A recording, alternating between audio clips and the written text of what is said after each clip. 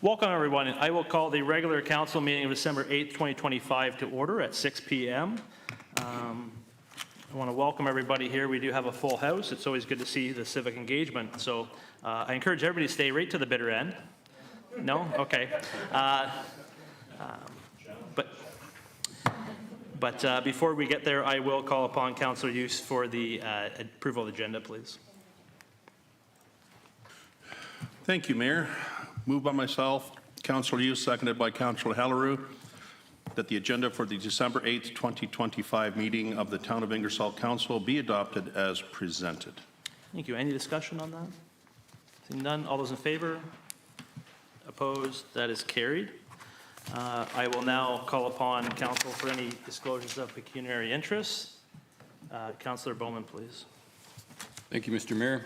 I'd like to make a declaration on item T-026-25 Procurement Policy and Bylaw Update, as well as any bylaw that may come forward from this.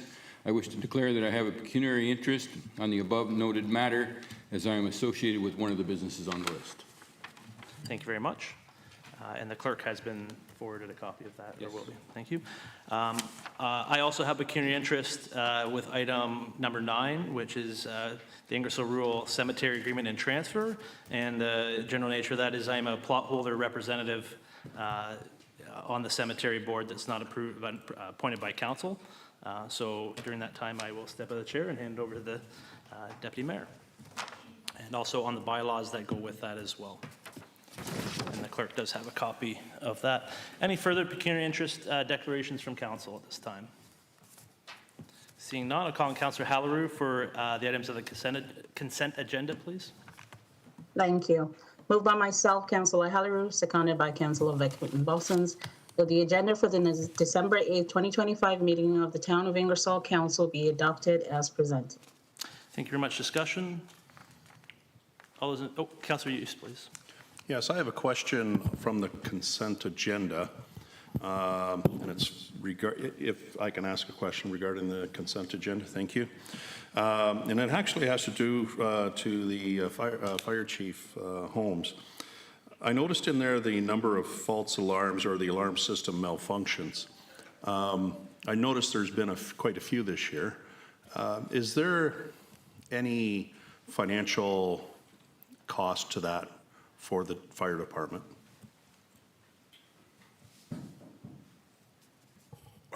I suppose there would be, but it's probably minimal. Okay. We've already got people on staff. It doesn't change that at all. There might be a little bit more diesel fuel and wear and tear on the vehicles, but really and truly no, I would say. Is there any way that those are mitigated at all to try and reduce those numbers? Or is it just a electronic malfunction ghost in the system? It's a little bit of a mix of both. Like anything electronic, they do fail. Sometimes sensors fail. Sometimes it's in the case of some of our vulnerable occupancies, sometimes it's a resident pulls an alarm, a pull station. Okay. We work with them, with all businesses through our fire prevention program to minimize as much of the false alarms as we can. And then we do have a policy that after 3 false alarms in any one calendar year, they do get invoiced for those false alarms. Gotcha. So, and the businesses are fully aware of that. So okay. They also will try and minimize wherever they can. Absolutely. A lot of it is actual failures in the systems, which gotcha. No one can predict. Right, so absolutely. Okay, thank you. That's all I have. Thank you. Any further discussion on the consent agenda? Seeing none, all those in favor? Opposed? That is carried. I'll call on Councillor Van Kooten-Bostons for the regular the regular meeting minutes from November 10th, please. Thank you, Mr. Mayor. Moved by myself, seconded by Deputy Mayor Wilson, that the minutes from the November 10th, 2025 regular meeting of Council be adopted as presented. Thank you. Discussion?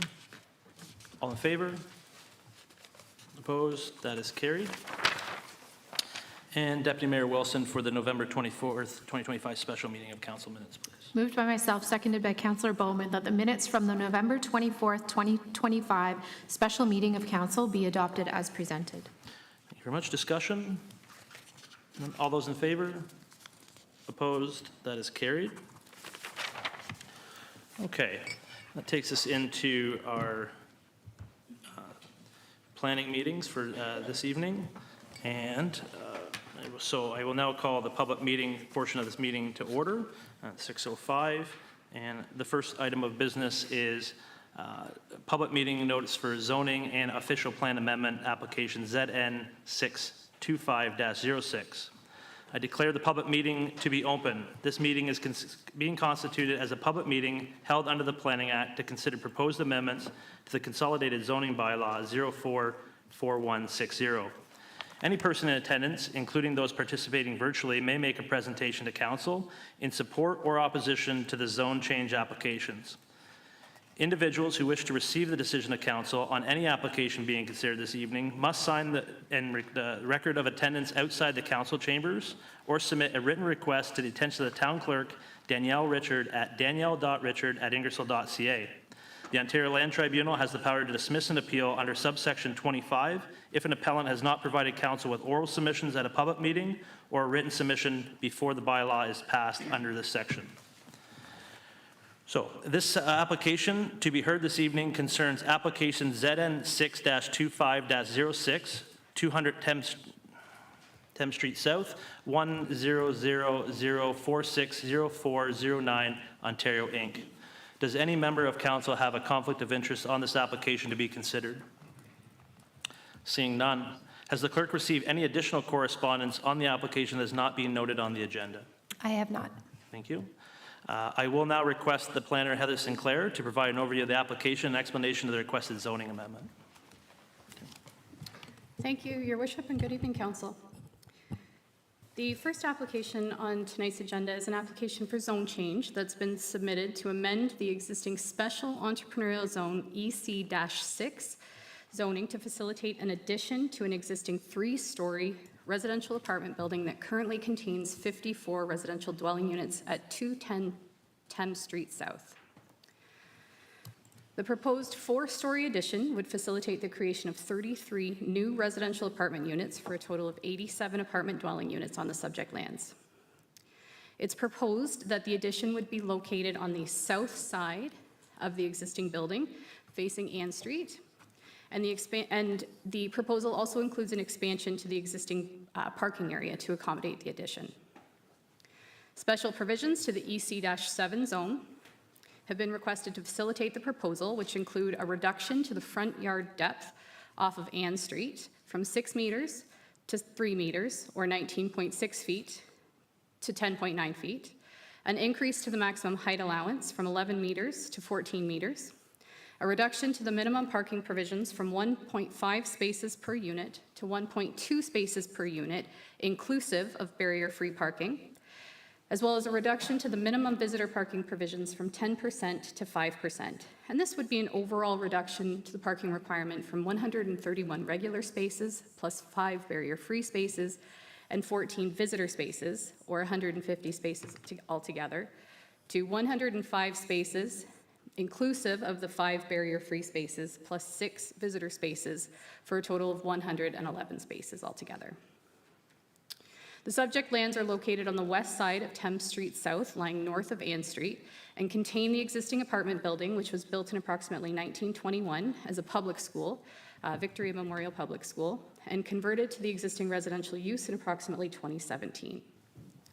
The subject lands are approximately 2.5 acres in size, with approximately 152 feet, or 46 meters of frontage on Ann Street, and an exterior lot line of approximately 80 meters, or 260 feet, along Thames Street South. Surrounding land uses predominantly consist of low-density residential uses to the south and west, and a range of uses to the north and east that include a church, a high-density residential apartment building, a bank, a restaurant, and other commercial uses associated with the central business district to the north. In support of the proposal, the applicants have submitted a planning justification report, including a conceptual site sketch, which is shown on plate 3 of the staff report, as well as a shadow analysis, a traffic impact study that included a parking justification, and a site feasibility design brief. If approved, site plan approval would be required prior to the issuance of any building permits to ensure that design details are all appropriately addressed, including considerations such as site functionality, landscaping and lighting, garbage removal, snow storage, and site grading and drainage.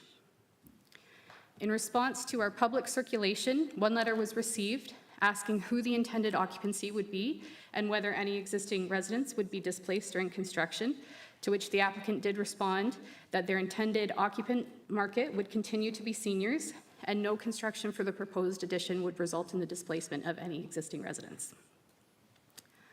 One letter was received from a resident on Ann Street with concerns regarding the loss of privacy with their front yard amenity space, increased traffic and parking pressures on local streets, and the impact this may have from a safety perspective with respect to children and residents, the negative impact on the existing character of the area with respect to height and scale, and a negative precedent being set, as well as strain on existing infrastructure and disruptions related to construction schedules, specifically with respect to noise and dust. We did receive one call regarding the application with respect to safety concerns in the existing intersection of Thames Street South and Ann Street and Canterbury Street, and all the correspondence we received have been attached to the agenda for Council's consideration.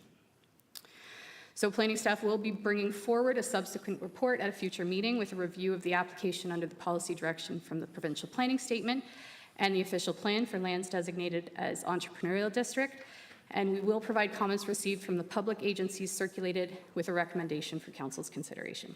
Thanks. I'm available for any questions. Thank you very much. Just before I call on the applicant and then the public, I just want to explain the process that we go through here in Ingersoll. It's a little bit different than in some other municipalities. Tonight, there is no decision being made on either application. This is about getting public input on the application so it can be considered as part of the planning report. So really that's what we need from everybody here. I don't know the makeup of who's here for what application, but I'm glad that people are here to voice and that we want it. Council certainly wants to hear those concerns or positive, negative, but the important is that everybody is respectful of everybody else. They certainly want to hear those comments and concerns. But again, I think everybody wants to have the best outcome in every case, so we want to be able to hear those comments, but certainly I would ask that refrain from any cheering, clapping, or jeering or anything. We want to make sure everybody feels respected and be able to have if they want to come forward and speak to an application that they feel comfortable to do so and make sure that we can hear all comments. So we don't want anybody to feel like they are not welcome. So with that, I will call upon the applicant or the representative if they have any comments or concern for the application. Welcome. You just come up to the lectern and state your name, please.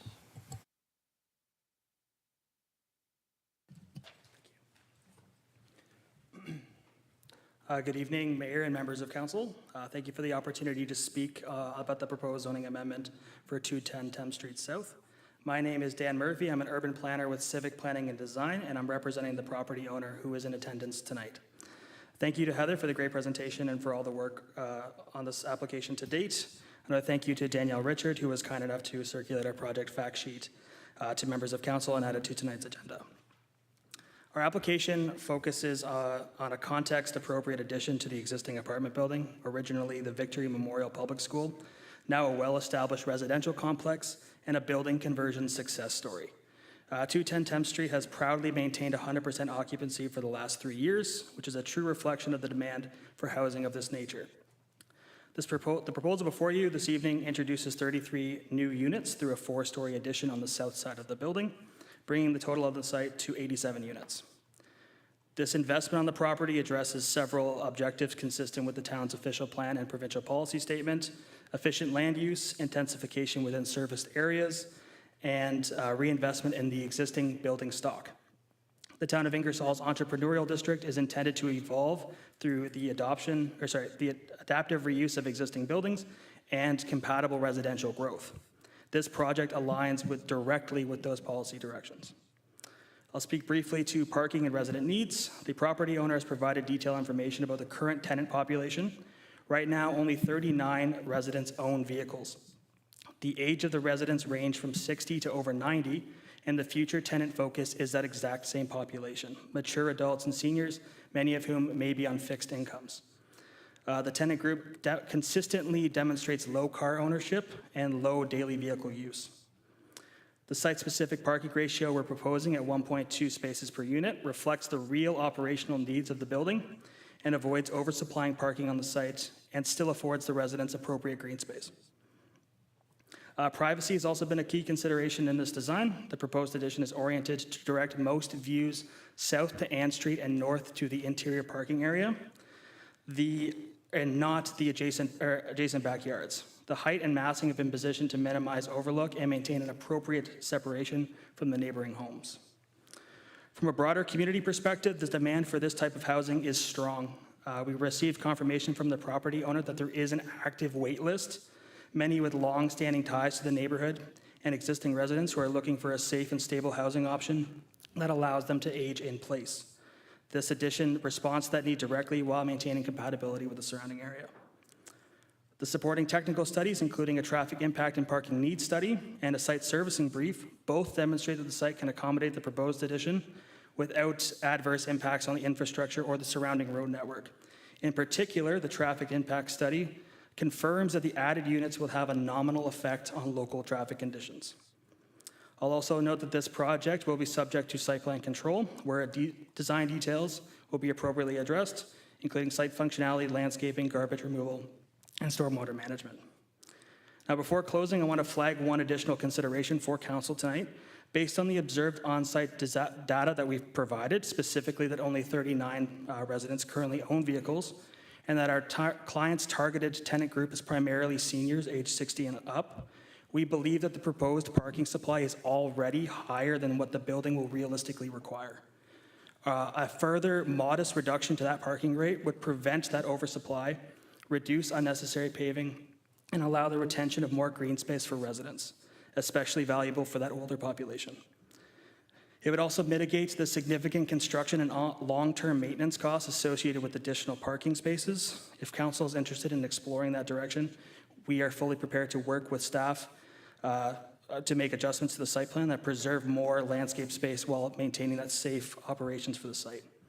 To close, the proposal strengthens the existing residential community, supports provincial and local planning policy goals, it addresses an identified housing need in the town, and delivers a carefully designed expansion that it respects its surroundings. This is a modest but meaningful intensification project that makes better use of an already successful residential building. Thank you, and I'm happy to answer any questions. Thank you very much. I'll just ask that if there's, just in case there are questions, that you don't go too far away, because we need the microphone to be able to hear it on the live stream. So at this time, I will open the meeting to public comments from the public. This portion of the meeting provides the opportunity for individuals to speak to the application and have their comments considered by the planner and council before a report and recommendation on the requested zoning amendment is brought forward for a decision at a subsequent council meeting. Any person from the audience who wishes to provide comments to support or opposition of the application may do so now by coming forward to the lectern and stating their name and address for the public record. And the only thing I would ask is that we certainly want to hear all the different comments on it, but if someone has already stated your comments or concerns in the interest of time and making sure that we do get all the comments or concerns, that they will certainly be considered. But we just make sure that we're not repeating to make sure that that comes forward. So I will open the floor now. Please come forward.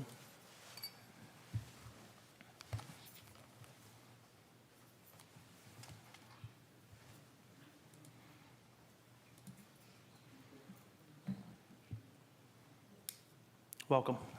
Thank you. Mr. Mayor and councilors, it's been a while since I spoke before council, so I'm a little nervous, so please bear with me. For those of you who don't know me, my name is Mary Cooper, and I live at 210 Thames Street South. First off, I want to say I am not opposed to this proposed addition. It's much needed, and it's in keeping with the downtown enhancement presentation from your last council meeting. The owners are proposing to bring much needed housing to the town, and I have absolutely no issue with that. I sent some questions in earlier, and Heather from the county has already answered them, but after the additional information that was presented, I still have a couple questions. I'm wondering if it's possible to bring up this slide. Is that at all possible?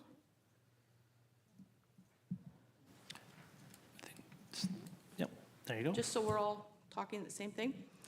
I realize that these drawings are preliminary in detail and that it's just a zoning application, but this may be my only opportunity to voice ideas and concerns to council and proponents, as it is my understanding that during the planning and permit stage, there's no public consultation. Am I correct with that? Okay, good. Okay, so just for clarification, the addition that they're putting on is attached to, it appears it's attached to the main building. Just wanted to clarify that. We're concerned that the addition would be sharing the hot water and heat from the original building, and we're already experiencing heat issues, and we think 33 additional units may tax the system beyond capacity. Now, I'm sure they could speak to that for me. But moving on, our concern is with the parking area that's been allotted. I know it was just mentioned that that could be arranged, so I have some additional comments on that, if that's okay. I'm concerned about the potential loss of our community atmosphere. I've lived in this building for almost 4 years, and when people ask me about it, I've always responded, it's a special place to live. We have a sense of community that other buildings do not. We socialize together, respect, run errands, help out, and look out for each other. We are the stereotypical borrow a cup of sugar from our neighbor kind of building. This is what makes this place truly unique and special to live in, and most likely, from our reputation, a contributing factor to why people want to live here. A large part of this warm environment is due to the outdoor areas that the residents have created to socialize and enjoy throughout the summer. We have wonderful people with green thumbs who work all summer to provide beautiful gardens for all to enjoy. The proposed new parking area in that diagram would remove and pave over some of those gardens. Also, and most importantly, one area on the northwest end of the property, marked for future visitors parking on the diagram, is currently an area set up for sitting in the shade under the neighbor's tree, and is also the location of a shed that holds furniture and garden materials. This area was created by the residents working together, each contributing in some way. People sit out there and socialize on a daily basis in the summer. Many community potlucks and barbecues have been held in this area. It would be a shame to lose this green space that enables us to gather together in a unique way. The proposed sketch includes a triangular green space, very close proximity to the first floor apartments. That would hinder socialization out of respect for the tenants.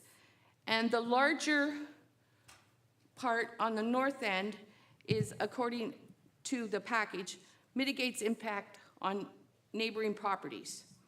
On Civic's website, they state, "We take a progressive view of our role to build positive relationships that enhance our clients' image at every touch stop."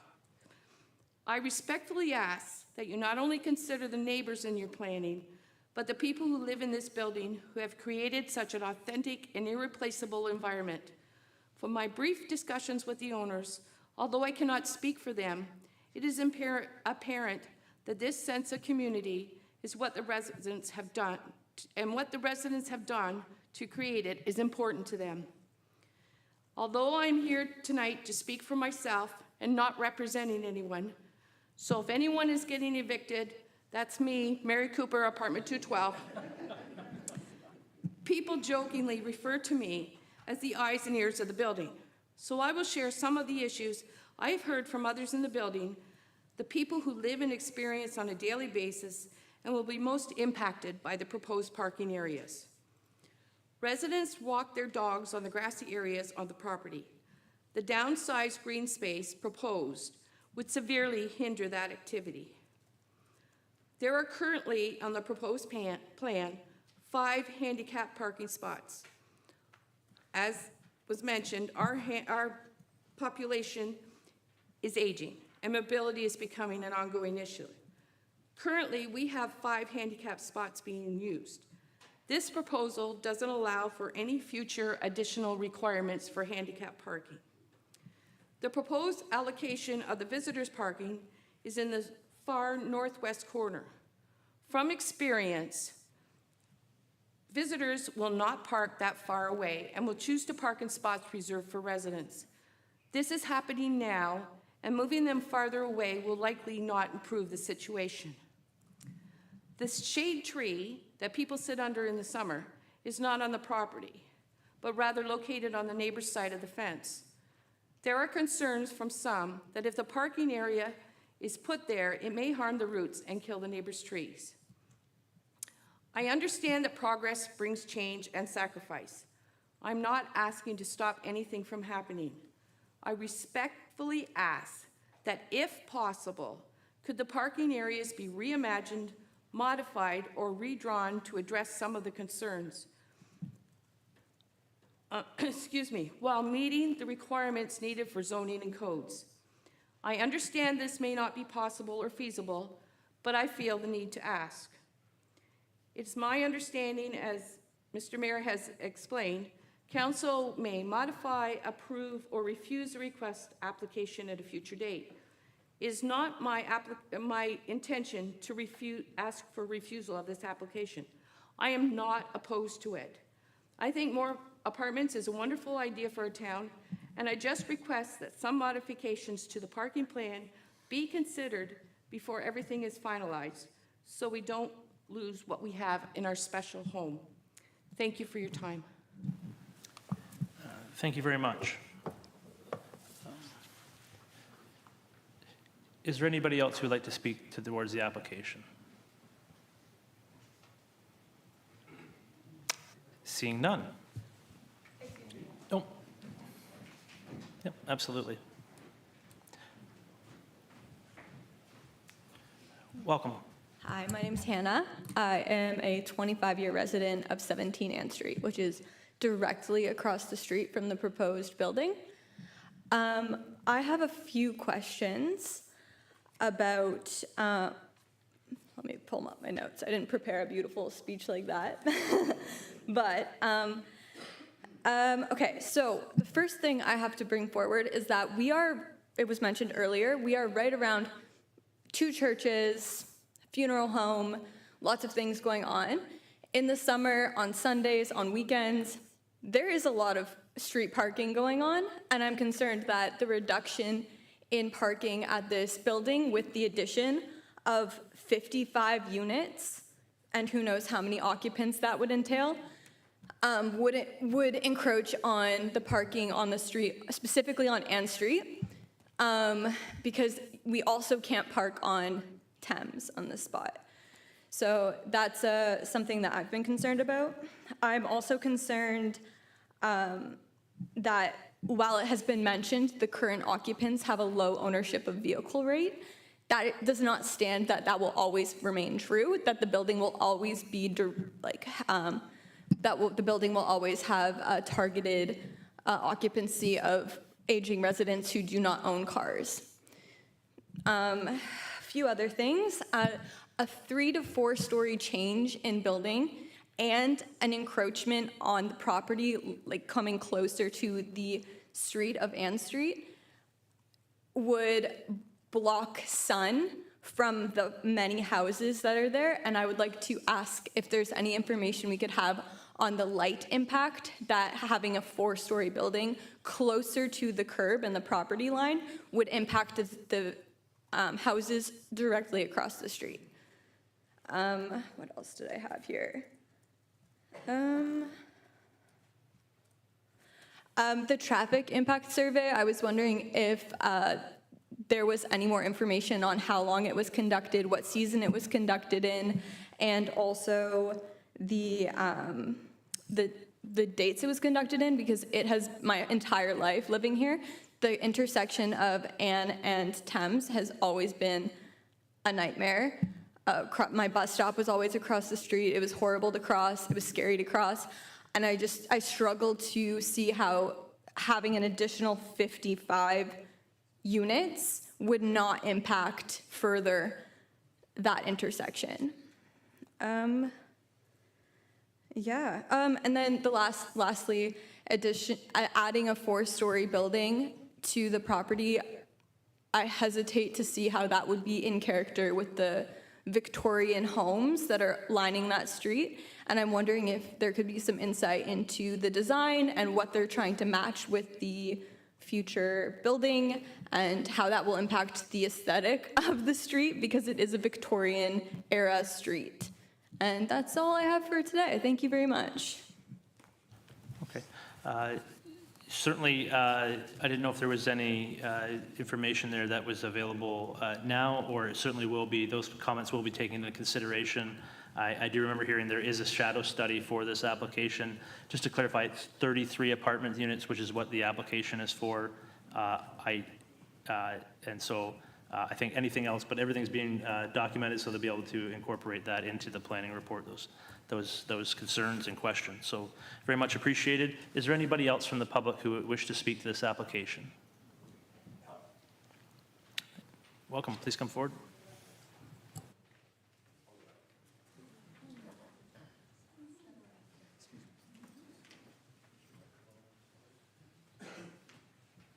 Good evening. Scott McDonald. My wife and I own 11 Ann Street, directly across the street from that. Obviously, I oppose it. It's already an eyesore. It's going to be even more of an eyesore. I would like to know if this traffic survey is going to be, is it public? Can we look at it? Can we see it? Who did it? When was it done? You know, was it actually done? Having a 4-story apartment, I get that there is a lineup to get into any apartment building. Any apartment building anywhere right now is a lineup. That's not new. That's not new. We get it. We need housing. But why there? Like, there's so many places in Ingersoll where you can build. Same thing as Hannah just spoke of. If you look at any house on the other side of the street, on Ann Street, my house, my wife's house, Lisa's house, Vic's house, they're all Victorian homes. My home was built in 1871. We just spent $100,000 on that house, putting a pool in it. Would we have done that knowing that this is happening? Probably not. Sure, it's all well and good. I get it. I get we need homes. Okay, build it across the street from your house. Build it across the street from your house. Do you live here in town? Sir, if we could keep comments on the planning application itself, so that'd be... Okay, but I get it. Like I said, I get it. We need homes, but there's lots of places to build. It's already an eyesore. Police, fire, paramedics, they're there almost daily. I live across the street. I see it daily. What's going to happen when you add another 33 units? It's already stressed. That corner and Canterbury, Thames Street is already a nightmare. We all know this. We're not saying anything new. Ann Street, any day of the week, right from the funeral home all the way up to Oxford Street, is a parking lot. It already is. And then you add in 33 new units. Again, I get you're looking at an elderly community, 60 plus, today. What about 5 years from now? About 10 years from now? I get it's profit. I get it's income for the town. Build somewhere else. There's lots of places. Thank you very much. Just to clarify, certainly if you contact the planning officer, Heather, they'll be able to provide the traffic study, correct? Yeah. And any other study that's been done as far as the applications. Would anybody else like to speak towards the application? Yeah.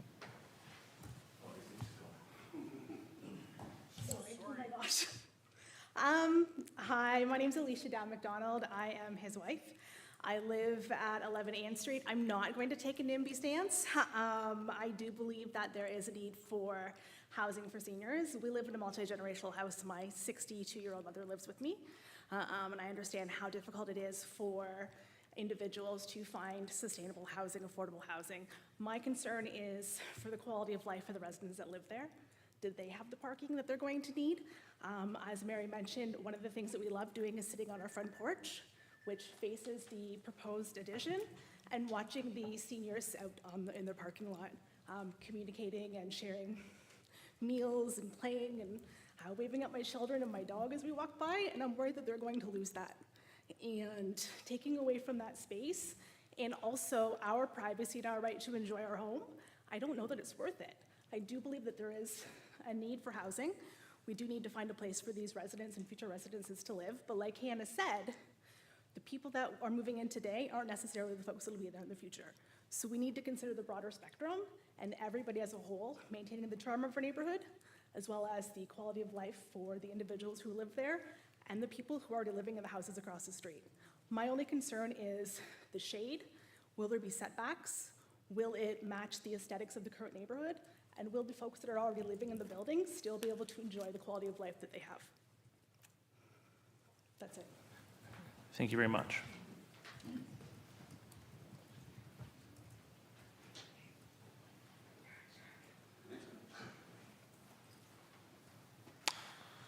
Hello, Vic Smith, 23 Ann Street. Seems like we've got a thing going on here. I'm not gonna, I've got a whole bunch of notes here. I'm going to try not to repeat what's been said. I'm going to just go down my list. First thing, if this does go ahead, where is the construction entrance going to be? How much control are you going to have over the construction people involved? Are we going to have mud up and down our road every day? Is it just going to turn into a construction nightmare? As everybody said, this is a beautiful Victorian area. I feel so sorry for Marion and the residents there because they have I look out to them every day, watch them walking their dogs, having fun, and they just love that community. And I have a feeling as soon as this unit goes in, a lot of them are going to disappear, find somewhere else, and it's just going to turn into just a regular apartment building. Okay, that's that. That's my little soapbox. Okay, sewers. Is this going to make any difference to our sewer? Are we going to dig that road up again, and are we going to end up paying for what's going on over there? And you can't just categorically say no, because I have 4 instances documented where that has happened. So what sort of guarantee do we have about that? Also, our taxes. These guys have just spent $100,000 on their house. I've just spent $300,000 renovating that house from a house that owned a drug dealer into a beautiful family home that I was hoping to sell on. I flip houses, so I was just hoping to sell it on to a nice family that would be in that area. That is not going to happen now when there's a huge apartment. The price of my house is just going to go down. And that's just me, right? That's me being selfish, wanting my money back on what I've done, right? So along with that, are our taxes going to be reduced? Like, do we get a reduction in taxes because our houses aren't going to be as valuable? What type of tenants? We've already gone over that. Also, here's the thing. With Cami, the troubles with Cami right now, and sadly all the feeder I own my own business. I deal with a lot of these feeder plants that work for Cami, and a lot of these people are going to lose their businesses. There's going to be even more houses up for sale. Our market is flooded right now.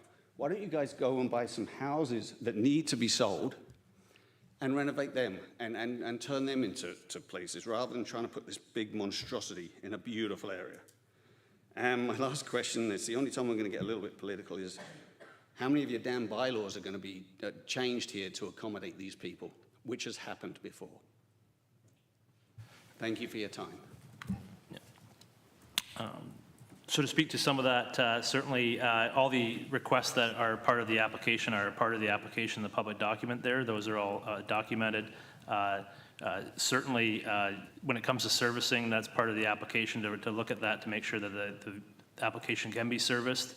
There's certainly, you have to have construction to build things, but those are unfortunately not part of the zoning bylaws, but there is other rules and regulations the town has to regulate construction and the use of its streets. So, if there's anything else that the planner or town staff want to answer at this time, otherwise we can make sure that that is documented and those questions can be considered during the planning aspect of it. Any further comments from the public? Anybody want to speak to the application?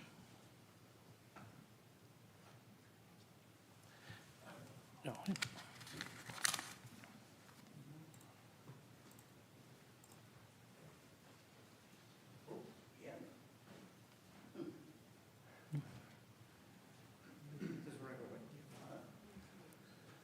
Welcome.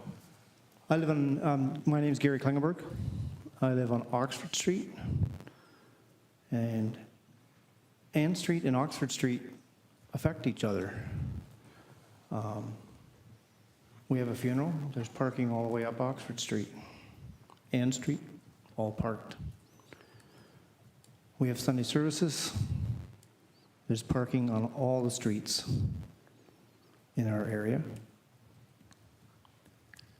We're considering making parking more difficult in a building where you're going to add more people by decreasing the size, having less room for people to park, and they're going to park in the easiest place, which by moving closer to the road, may be on the road. The funeral home, I don't know whether they're represented here, but parking is already a nightmare for them. The business on the corner, I don't know why. I've done this building for most of my life, this kind of building. We have rules that are set by the council, by the planning committees, and I don't know if you're designing something and you can't stay inside the rules that are set by the city and the town that are here now, then maybe we should reconsider what your drawings are and what the effect is on the neighbors and why the neighbors are complaining. Thank you. Thank you. Are there any further public comments on the application?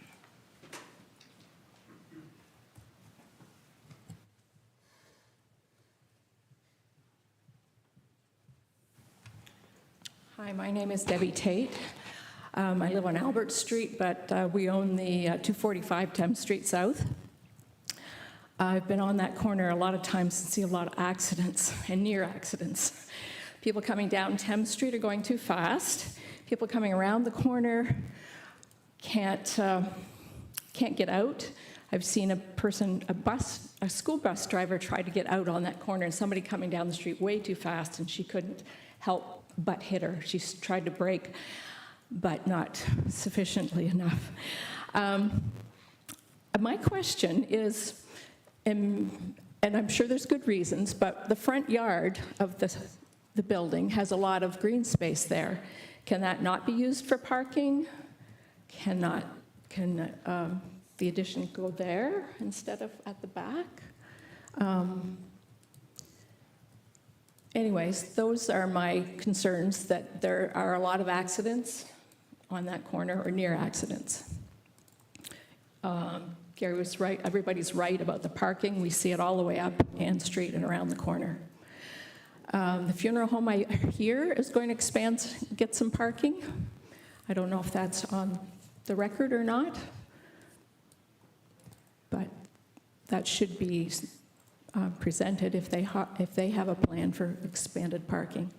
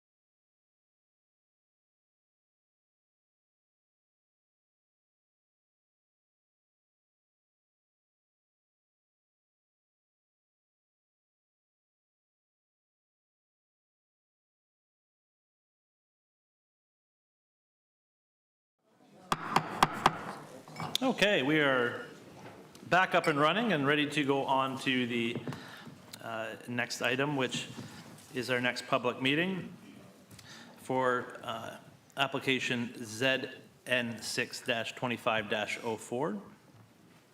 I declare this public meeting to be open.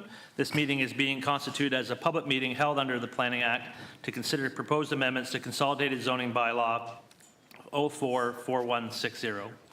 Any person in attendance, including those participating virtually, may make a presentation to council in support or opposition to the zone change application.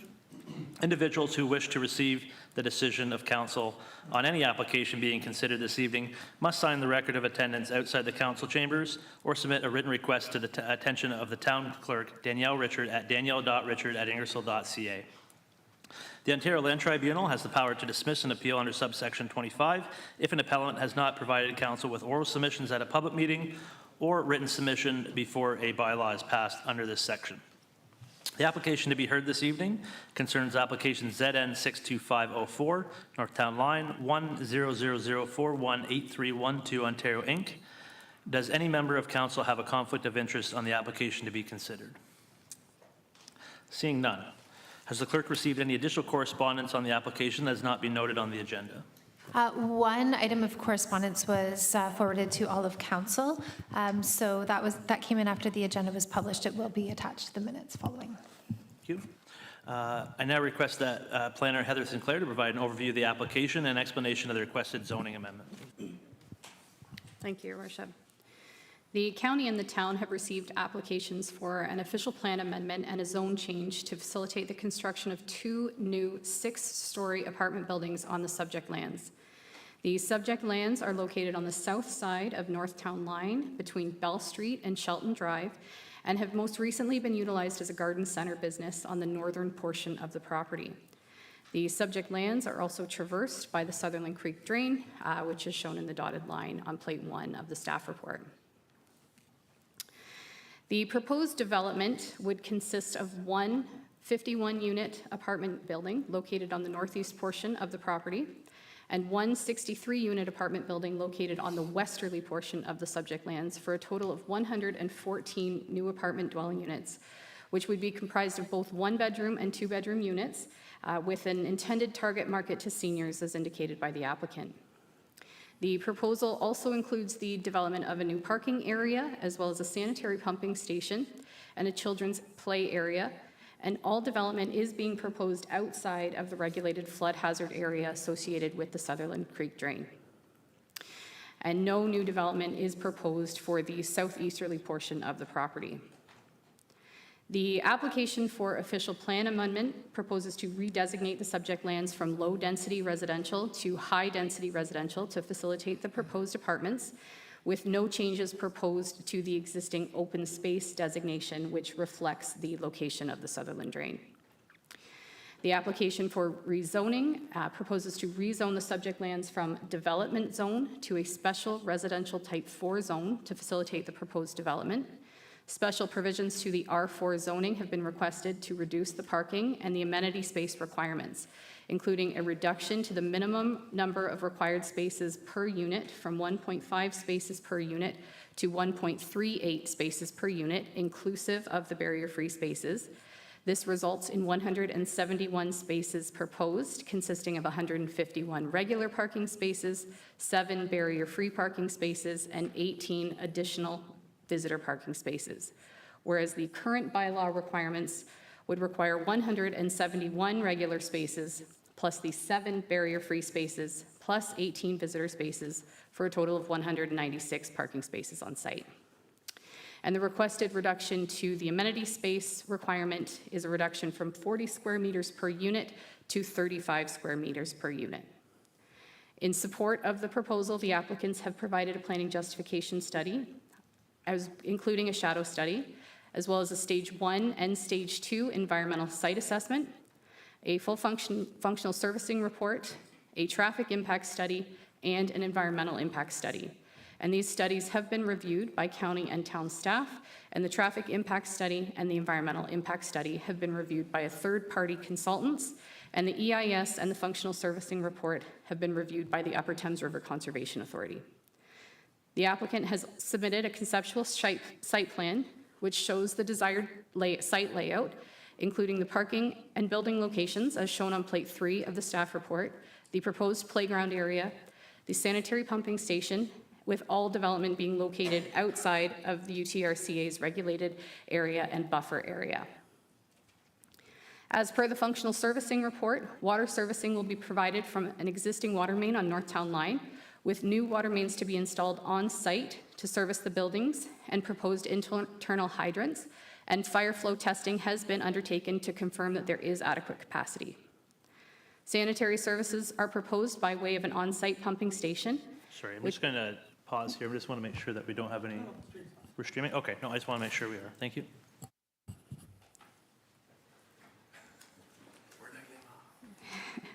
I left off at sanitary services, and they are proposed by way of an on-site pumping station, which is proposed to be located to the south of the westerly building on the property, which would connect to the existing municipal force main on North Town Line.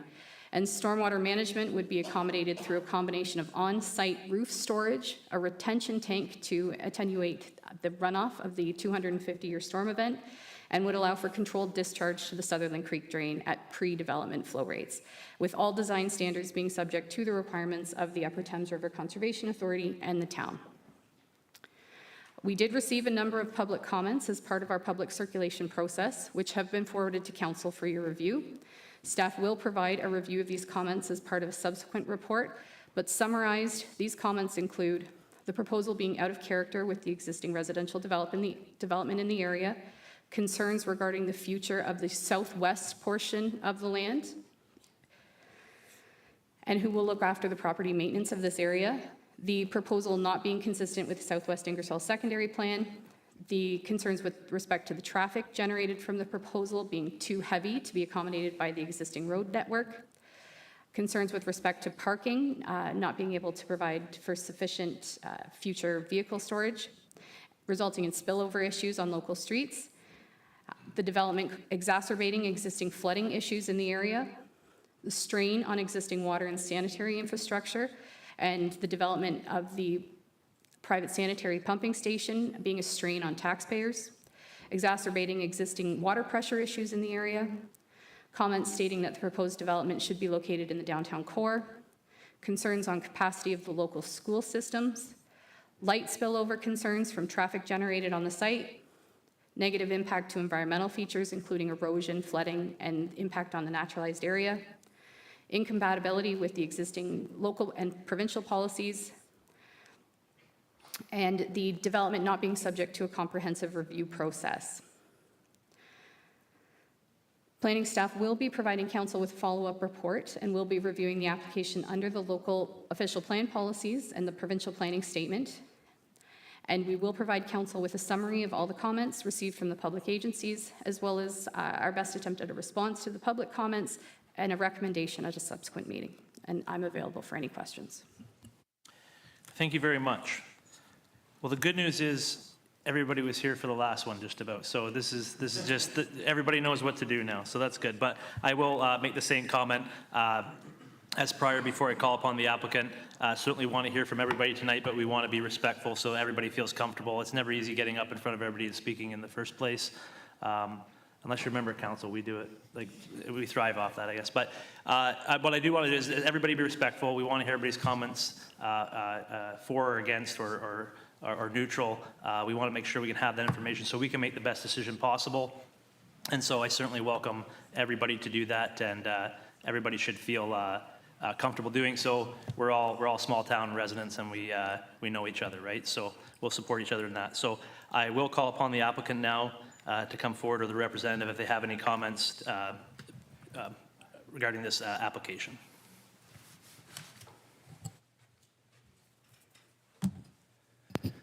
Your Worship, Council, staff, and neighbors. My name's Ryan Mounsey. I'm the planning consultant and representative for the project. Before I get into the formal presentation, I'm working for Building Prosperity, Inc., and I have Ali and I have Cindy and their family here. And just for a few minutes, Cindy's going to come up to share a few words, and then I'll carry into the presentation. Thank you. Can everyone hear me okay? Okay. Just a reminder, under procedure bylaw, we do have a 10-minute, so just if we can try to keep it within that, we'll just out of fairness for everyone, so. Mr. Mayor and members of council, thank you for the opportunity to present tonight. My name is Cindy Farahani, and our team submitted the development proposal at North Town Line. I would like to begin by acknowledging the many letters of opposition that were sent to council for this project. It is not our first time submitting applications for rezoning of land, and our team was struck by how seemingly professional, sounding as if written by a professional planner, most of these letters appeared to be. We have seen a great many number of letters written by residents for various past projects, and in this case, it seemed a majority of letters were generated by asking AI for all the possible reasons for why this development is not desirable.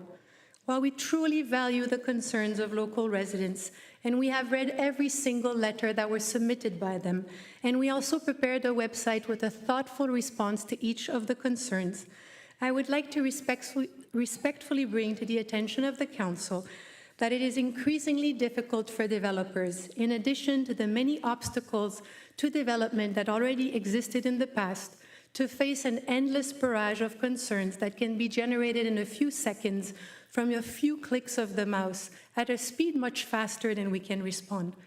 As an experiment, we fed our site plan, the provincial policy statement, and official plan to AI, and asked it to give us the top 5 complaints for why this development should not go ahead.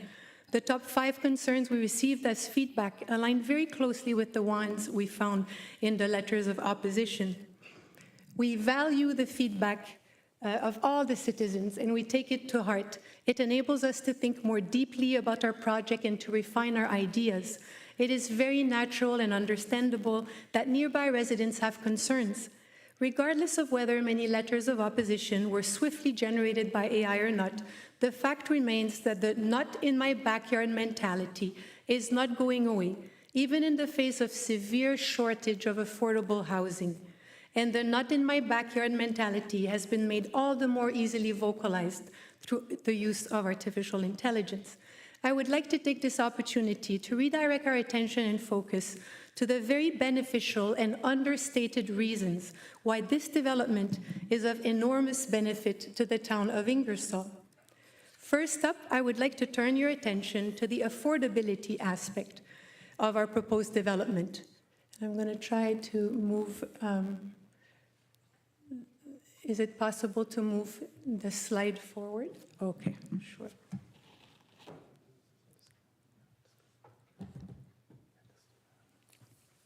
While many projects do not include any affordable apartments or are restricted to fewer than 5 to 10% of units being affordable, our project targets nearly 30% of the apartments classified as affordable, and therefore providing financial housing security to those who need it most, including the elderly members in our community. A member of the public mentioned mockingly at the previous meeting that perhaps affordable for us would mean $3,000 to $4,000 of rent per month for our project. However, this is not the case at all. As you can see on the screen, for our development, we're aiming to have about 30 residents and their families enjoy financial housing security with affordable units priced as low as $1,297 per month. This is a significantly lower rent for those in need. And this is something we are committed to do for the long term, for at least a decade and possibly 2 decades. For additional context, a widely recognized definition of affordable rent is that it consists of about 30% of the average median income for a given area. For Ingersoll, 30% of the average median income is about $2,200 per month. As you can see, our proposed affordable rent is under $1,300 per month, far below the $2,200 for this area, and is indeed very affordable. I would also like to turn your attention to the very aesthetically pleasing project that we are proposing to invest into here in Ingersoll.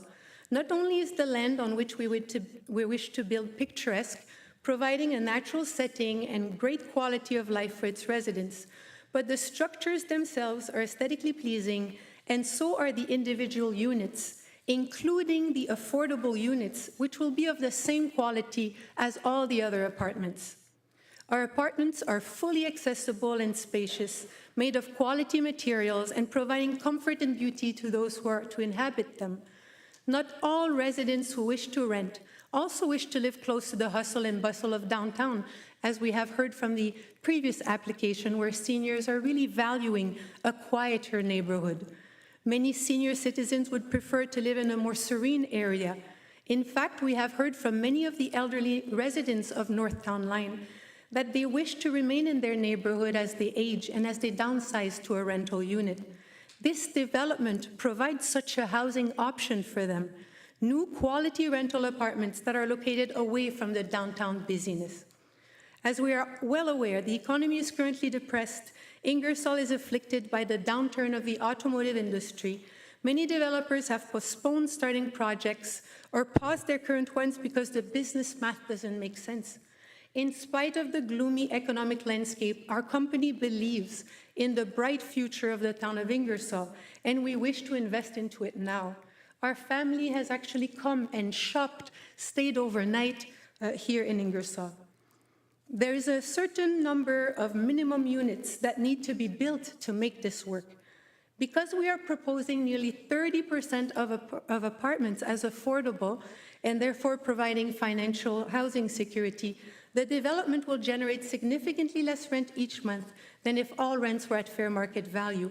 And we cannot make the math work without 114 apartments at a minimum built over 2 phases. We are eager and keen to invest into Ingersoll to provide quality, beautiful, spacious, accessible units with a great number of affordable ones, thereby also contributing significantly to the future tax base of Ingersoll. Our estimated tax contribution from this development is an additional $300,000 in taxes per year to the town, county, and the school boards, so that more quality services and investments can be made for the benefit of all Ingersoll residents. Mayor, Mr. Mayor and councillors, it is our hope that we have chosen well in locating this project in the town of Ingersoll, and that the town is indeed eager to support and encourage quality, affordable new developments. There are many municipalities eager to have such investments made into the financial housing security of their community members. We hope that we have chosen well to prioritize Ingersoll in our developments. A vote against this development is a vote against new excellent quality apartments for old and new residents alike. A vote in favor of this project is a vote in favor of new apartments of excellent quality comprising a significant number of truly affordable new homes for current and future residents who wish to thrive in Ingersoll. Thank you kindly for your attention. I will turn it over to Ryan, our urban planner, who has been working for months on the Ingersoll Enhancement Plan. Thank you very much, Cindy. And I'm very aware of the timelines. And what I'm going to do is, for the residents here who I've presented to many with, is I'm going to cut through my slide decks very, very quickly and pass through some to maintain the time, but to answer some of the questions that I know are coming. Just as a reference, 2 minutes. Yeah. Thank you, Mayor. Through you, Mayor. North Town Line Road is a collector road, and this is a gateway project coming into the town. The property is surrounded by buffers. The drain, the creek, is an inferior creek and provides separation between the homes and view lines that, through tree preservations, will certainly function as a transition to the development and the existing homes. This is the existing trees at the back, and you can see they're about 40 feet tall. This is the drain. This is a drawing showing all of the grades and constraints. About 38% of the site is developable. 39% of the site is non-developable. It leaves only a fraction of the area to grow up, not grow out. We've been through the planning. I will not touch on the policies. They're important, and they'll be in an updated report. I'm going to provide a second report since our informal public meeting, and that will be made available online as well. I'll just note with high-density residential, The official plan does allow high-density residential, and it provides criteria for that. And one of the criteria is to find areas where you're preserving environmental and sustainable areas, and that this is one of those locations. Ingersoll is growing at 7%, and we already heard about the need for housing. In terms of other high-density areas, there's 2 other designated areas in the town, and they're all about the same distance away from downtown. Aging in place is 55 years plus and independent living. These are the buffers and the buildings. This is the detailed site plan that shows the relationship and setbacks. This is a preliminary view of a rendering of what it could look like. We're working on it right now, and we'll enhance it further. These are the major view lines that we've taken into consideration, and we did do a shadow study. This is an enhanced landscaping buffer that we prepared just the other day to talk about where, and I will wrap up because we went through the technical studies, shadow studies, and what I will say is that this is a very complex site, and we had a meeting, and just for council, this is my last slide, and then I'll click to the end just to get to the end of the presentation, is we had 50 residents come out. I have handouts at the entrance of the council chambers. Please take a hard copy of that because I tried to write down all the comments. We're going to post these on our online website and really drill down in terms of what the neighborhood is saying and to provide detailed answers. I've answered most of the questions, but more will come. And just to close off, last slide, I've hit my timeline. I think what I'll just simply say is we are here to listen, we are here to build housing, and we're here to serve a housing gap in Ingersoll that many communities are experiencing. Ingersoll is special, and the type of housing that we're proposing is 6 stories in a very rural corner of the town as a gateway entrance, and we believe that the design, features, and mitigation can be a very compatible project. I went through a lot, and I'll close it there. Thank you. I thank you very much.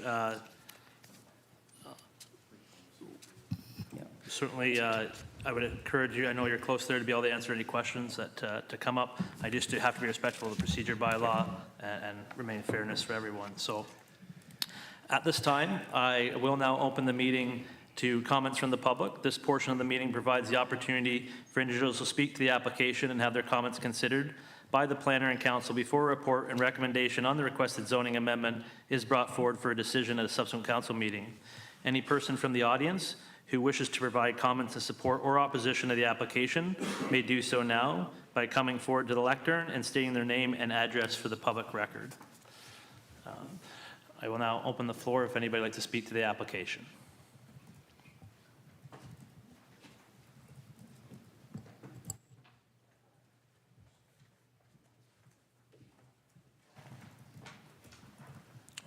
Welcome. Tim Lobson, King Street West. I didn't see my letter to Heather in the list of responses, but my comments are still the same, is that Ryan has presentations and presented to councils about gentle densities and all this stuff. And here we've got, you know, the missing middle, and it looks more like we got a middle finger at the end of our town. The way we do the planning here, I really don't understand how these things can come, which are so disruptive to a neighborhood, even though there is a demand. We built 19 houses in Ingersoll this year. That's it, 19 houses. So there's something strange going on here. There's a apartment building up by Sifton Development. It's been there since 1989 on the books, and we keep letting developers change problems and stuff like that, but we don't ever say, hey, where's our apartment building? Sir, could you stick to the application, comments on the application, please? It is a comment to the application. On the merits of the application. On the merits of the application, because it's something that's in the wrong spot. It shouldn't be there. We just spent $50,000 on a study to say that we need housing downtown. Same person did that study. So we don't have a planning department. We have a, gee, who comes in the door and will it fit? And it's just like. So I'm just going to stop there. Every property owner, no, you're welcome to stay. I'm just saying that under the Planning Act, property owners are allowed to make application. The planning department is not allowed to. do that, This is what we have a public meeting for, and we have application process to judge a application. So it is not necessarily done by staff. It is done by council and is done through a proper process. So I am just going to, I ask you again that whether you're for, against, or neutral, that the comments be made towards the merits of the planning application and not the process. We've had the secondary plan, we've had all these plannings, King Street, everything, and the planning process allows for something like this to happen. It allows for something like this to happen, and once the planner recommends that it goes to here, we've never had a council reject that. But nobody lives in this town. Nobody is making these decisions. You guys are responsible for making the decision, right? But you sit back and you say, well, we don't want to go to an LPAT. I mean, I 100% agree that the Ontario rules have changed for planning and they allow more. So again, are you for, against, or do you have any comments towards the application and not the process? I'm against this. This Okay. is a middle finger to everybody else. The Gateway project, we only have signs to say that Ingersoll is here, and we're going to build this monstrosity. Sewage pumps, Oxford County doesn't like sewage pumps. They say, no, we don't want to do that, but we've got another more force mains, and those just cause problems. Who's going to be responsible for maintaining that? Who's going to pay for it? All these things. It is a very poor plan. You know, yes, we need housing. Wonderful that you do the 31 units and the reasonable prices, but come downtown. There's lots of places downtown that can use that. There's properties for sale. Ingersoll's got an arena coming up, and we don't know whether that's going to be for sale or not.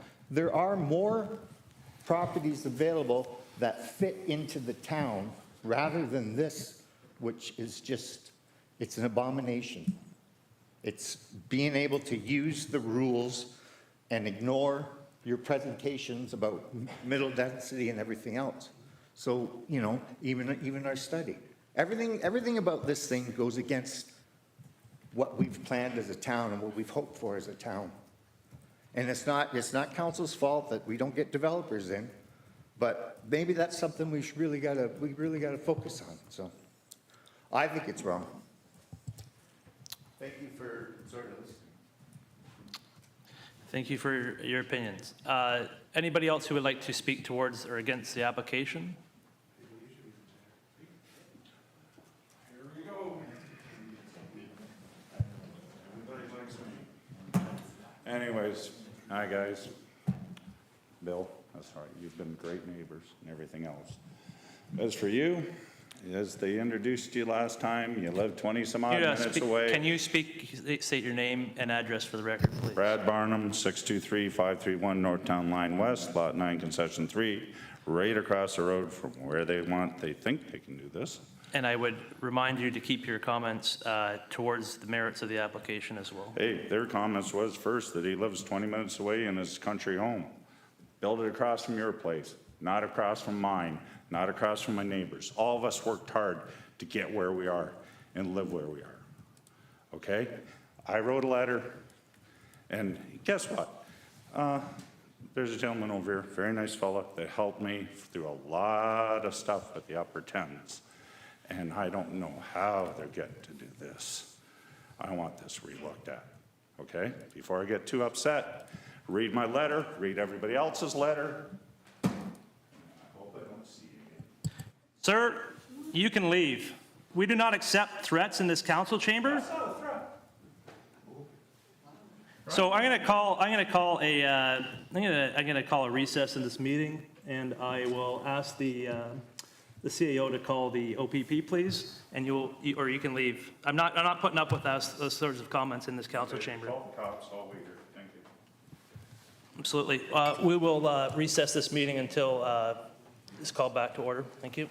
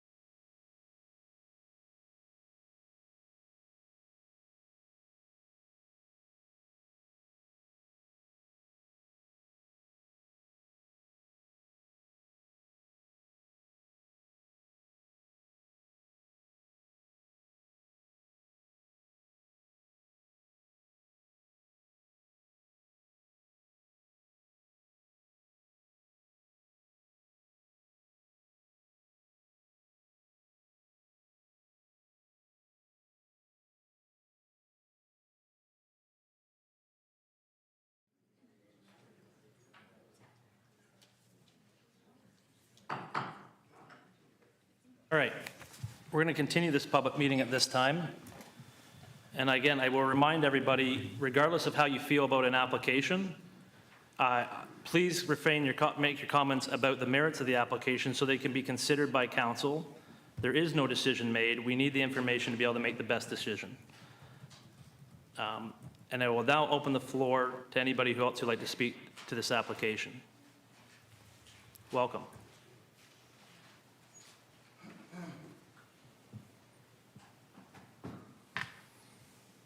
Mr. Mayor, Council, my name is Joan Thornton. I live at 389 North Town Line. Councillor Hughes is going to help you with that microphone. Okay. Thank you. Thank you. My name is Joan Thornton. I live at 389 North Town Line West. We moved there about 40 years ago. The subdivision was not in there yet. We were told that it was floodplain right down to the creek, that nothing could be built there. Okay. Then they redid the North Town Line pavement again after about 4 times. We were told we were on grinder pumps because the sewers were at capacity after they had the subdivision in there. The land behind us was always milkweed, animals. What's going to happen to our natural resources back there? It's going to be on asphalt. Well, I'm sorry, little animals really don't like asphalt. And the apartment building is going to be directly behind my house. And I really don't want it in my backyard, but if they say it's affordable housing, yes, maybe. But the senior citizens don't want. They want a place where they can walk downtown, walk to the restaurant, have company, and if they have limited parking spots, where's your company going to park? And what if they have a medical problem and there's someone in the building? They need medical care. They need 24, okay? One medical person is coming in, one medical person is going out. Plus that tenant also has a parking spot. There's 3 parking spots gone already. And as for the traffic on North Town Line, anytime, day or night, they're coming off 119 and going right through to Pemberton Street at about 105, maybe 150. And the traffic is atrocious. They come off Shelton or McCready, there's been numerous accidents there. The school buses and everything are in danger because people do not obey the stop signs or the speed limit. And we have put this before, so we don't know what is going to happen next. But that was our retirement home. And I did not want to see an apartment building there. I wanted to see the groves of trees with the milkweed for the butterflies and the little deer and the foxes and that to play out there. Thank you. Thank you very much. Would anybody else like to speak to the application?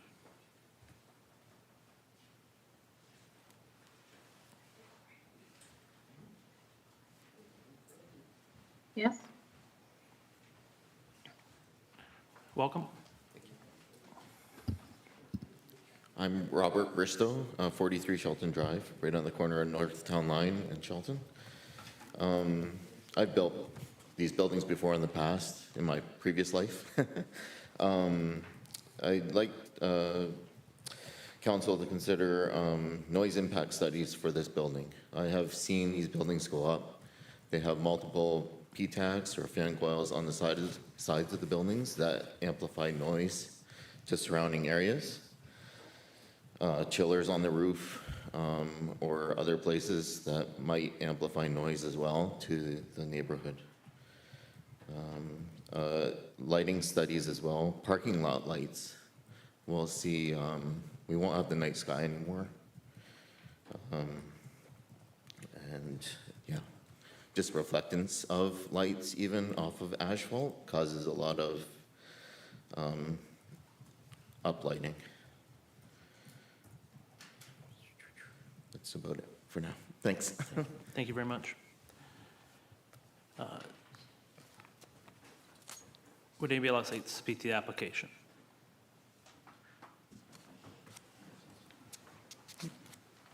Welcome. My name is Jordan Troxel from 11 Scarfield Drive. Thank you. So first of all, I do have a question about the way the process works.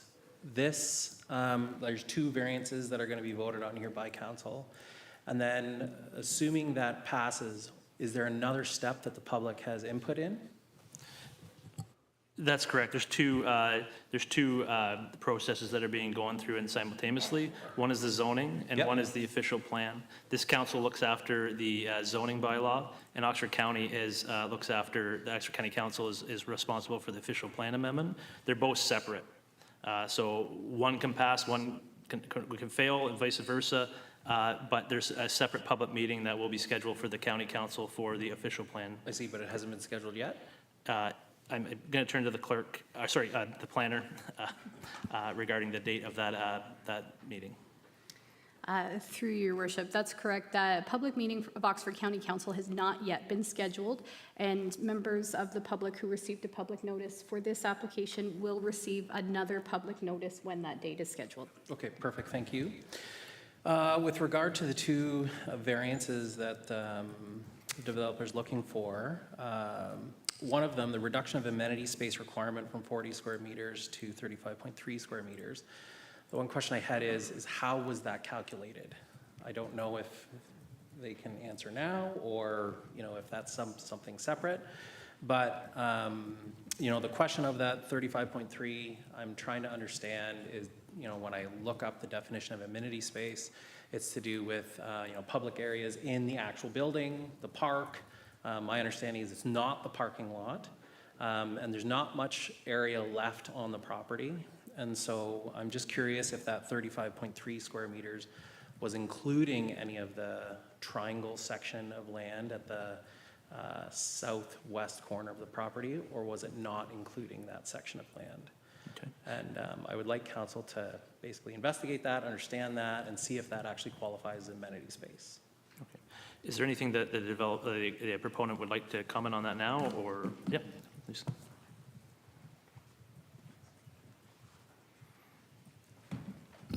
Through you, your worship. We did not include that triangular piece at the corner. That is remnant lot, an open space lot. We included the amenity areas internal to the building, and we looked at the playground areas, and that's what we were left as primarily as amenity space.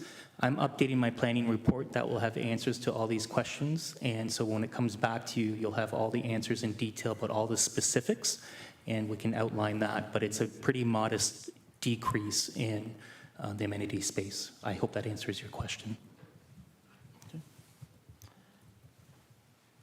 Please continue. So on a couple of weeks ago, I forget the exact date, we had a meeting, where they hosted us and answered a lot of the questions. One thing that came up at that meeting was, if the land is going to be sold, what are the options that can be done with it? And, some things came about. This, proposal is one of them. Townhouses is an option, normal residential houses is an option. And, of all of those things, I think in every single case there would be impact.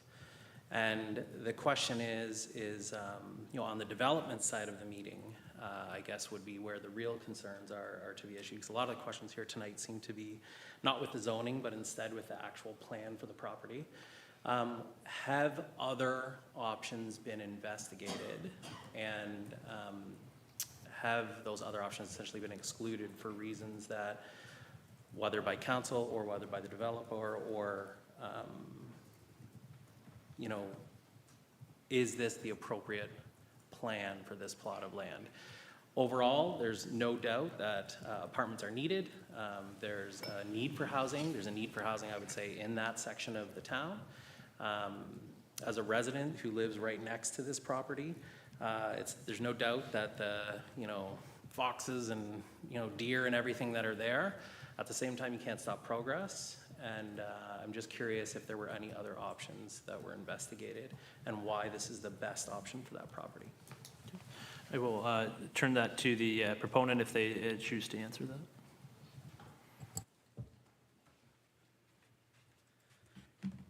Through you, your worship.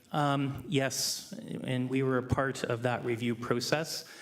We did look at townhouses, stacked townhouses. We looked at different layouts of the apartment buildings and the orientation.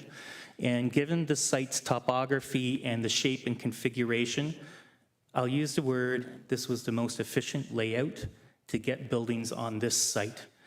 Once you start putting in stacked townhouses and trying to get the parking to work around these buildings, it became a bit of a complicated soup in there in terms of trying to make it work.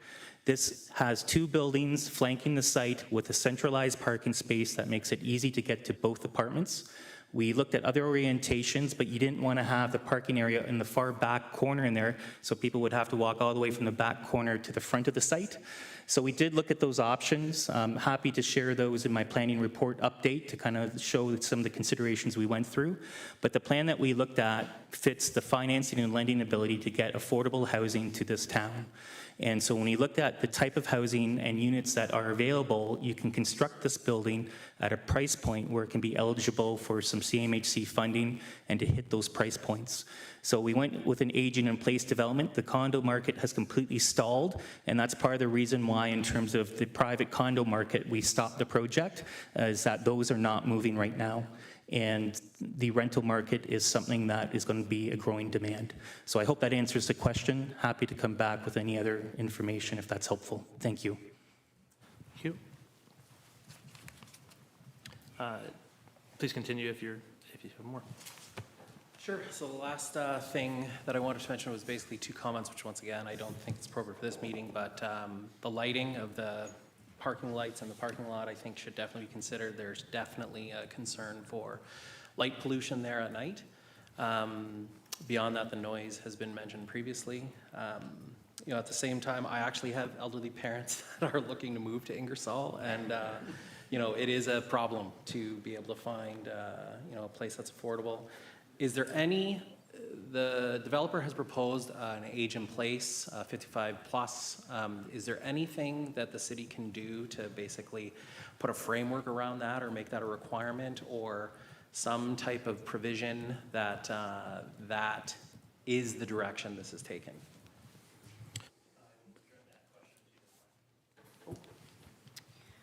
Through you, Your Worship, no, the Planning Act does not provide the municipality with the authority to regulate occupancy. So while we can review these things under the notion that they may be occupied for seniors, or the target rental audience would be seniors, the town does not have the ability to enforce the occupancy. Thank you. At the end of the day, we all want to be good neighbors. I think that's ultimately what we're trying to do. You know, with the 2 requirements that are in place here, is there anything above and beyond what's on the paper that the council is considering for whether or not to approve this? Or is it just these 2 modifications that are being considered? So council has to consider the application that's before them. And so I believe this is what's being, these are the things that are being asked to be considered by the proponent, and it's being evaluated through the planning process that we put before us. So I don't know if the planner would like to add anything else to that, but I believe this is what's been put forward, and so we will be evaluating our decision based on the information, based off the feedback and the planning report that comes back from this request. Anything else would have to go back through a subsequent planning process. Is that correct? Yeah, so just to build on that, the applicants are proposing to redesignate the lands to allow for the high density. So that's that council, and that would include the rezoning to the special residential type 4 zoning, which would facilitate the apartments. So council is considering not only the site-specific provisions to the parking and the amenity space, but also the change in land use altogether. Okay, thank you. Thank you very much. Please come forward, sir. Yeah.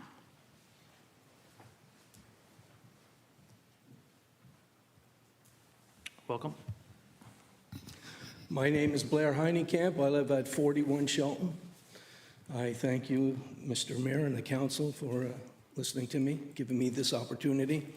I haven't written anything down, so I'm just speaking from the top of my head. But I just want to know why the one building that's going to overlook all of those backyards there on Shelton Avenue, or Shelton Drive, whatever, like, does it have to be that close, right? Like, I know, like, some of my neighbors, they have pools in their backyard. They have children that play in those backyards every day. I sit on my deck, I watch them play. I have one son, he's 30, so it doesn't affect me that much, right? But right now, they go out and they play in the pool, and there's greenery, beautiful scenery. And now they're going to go out and they're going to look up like, and it's going to be right there, 6 stories high, right in their backyard. Children trying to swim in a pool. People looking out the window, looking down at them. I wouldn't want my children swimming in the backyard in the pool with 6 floors of apartments with people looking out. It's that one apartment building. It's just, in my opinion, it's just too close to those backyards on Shelton. And a week and a half ago, when we had our meeting with the developers, I suggested that this would also decrease the value of their homes. Myself, I don't really care. I'm going to live in my home probably until I pass away. My son will inherit it. I don't plan on selling it. But I don't know with them. Maybe they might plan on selling it in the future, right? So I would just like to suggest or ask that the mayor and the council take those families into consideration, because they're going to have this 6-story high monstrosity right in their backyard, right there. And, you know, just a suggestion, I'm asking, is there any way that that building can be moved somewhere else? I don't know. I'm not a planner. You know, I'm just asking that question and, you know, making the suggestion that you please take those homeowners into consideration. Thank you very much for hearing me. Thank you very much. Certainly, I would give the opportunity for the proponent to comment on that, or they can, you know, I know that will be taken into consideration as far as the planning report goes as well. So if you'd like to comment. For you, Your Worship. We understand that this is a change and has a direct impact on some of the properties that back on. We're looking at right now design features and mitigation measures not to have balconies backing onto the property, so you have solariums. And there's other design techniques that we're looking at right now. The tree preservation of those 40-foot evergreen trees provide a natural buffer. The existing R4 zone as a base zone allows a 6-meter setback from interior side lot separations, which we comply with. And so we're going to take this back and see what options we can do even further. We'll relook at the orientation again, but there is a certain break point where projects don't become feasible. And so the cost of construction is a factor when we develop a land use plan. And so we will be focused with the task to look at the issues, to come back with a landscape plan, and to go above and beyond in terms of level of detail at a zone change level to show what can be done. And so it is change. Growing up is hard. And so what we can commit to is doing the best work that we can to minimize some of those points. Night sky pollution, I wrote the design standards for a city not too far away. We can ensure that the night skies looked after and have cut-off lighting. We can look at noise and attenuation. We can look at all these design details at site plan stage, but maybe that's one of the recommendations report is to put that into the zone change application and say, make sure that we do this through site plan, and how are you going to do it? And so we can commit to some of these issues about neighborhood compatibility. I work with a lot of 6-story buildings, and there are ways to make it fit, but it is hard. So I thank you for that, and I hope I answered the question. Thank you. Is there anybody else who'd like to speak for the application?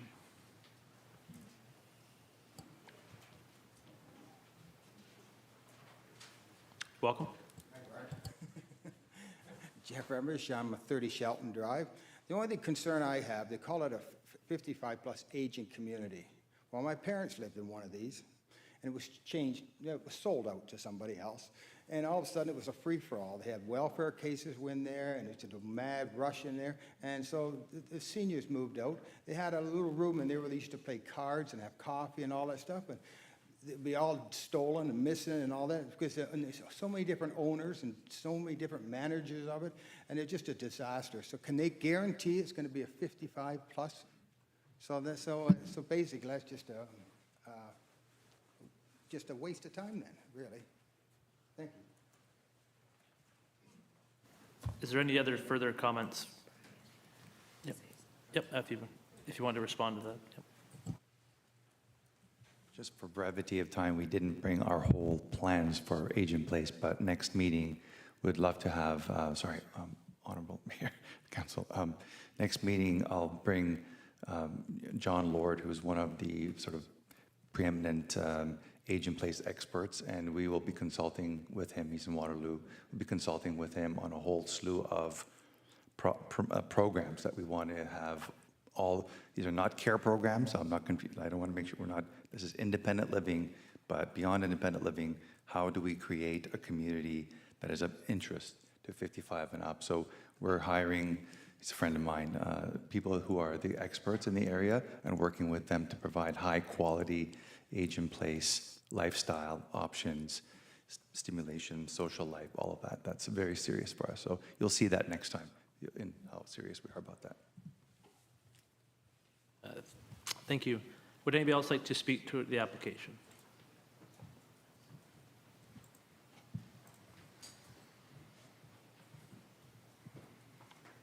Welcome. Thanks. My name is Carl Lukings. I'm at 37 Shelton Drive. I have lived in that house for 20 years since we built it, backing onto Bill and Kathy's property. And they've been great neighbors, and I really hope the best for them, that they're able to sell their property and do well for it. I'm a little bit concerned about how the marketing around, I should say, everything I'm about to say is not AI generated. That seemed a little much earlier. But we have a little bit of concern that there's a bunch of marketing that seems to be going on here. The team with development seems to, that are looking to develop this, if you heard the speech that was given at the last meeting, they're doing a good job of spinning this. And the concern that I think you're hearing from a number of people here is that there's some questions about whether or not they really understand the property and whether or not they really understand the concerns.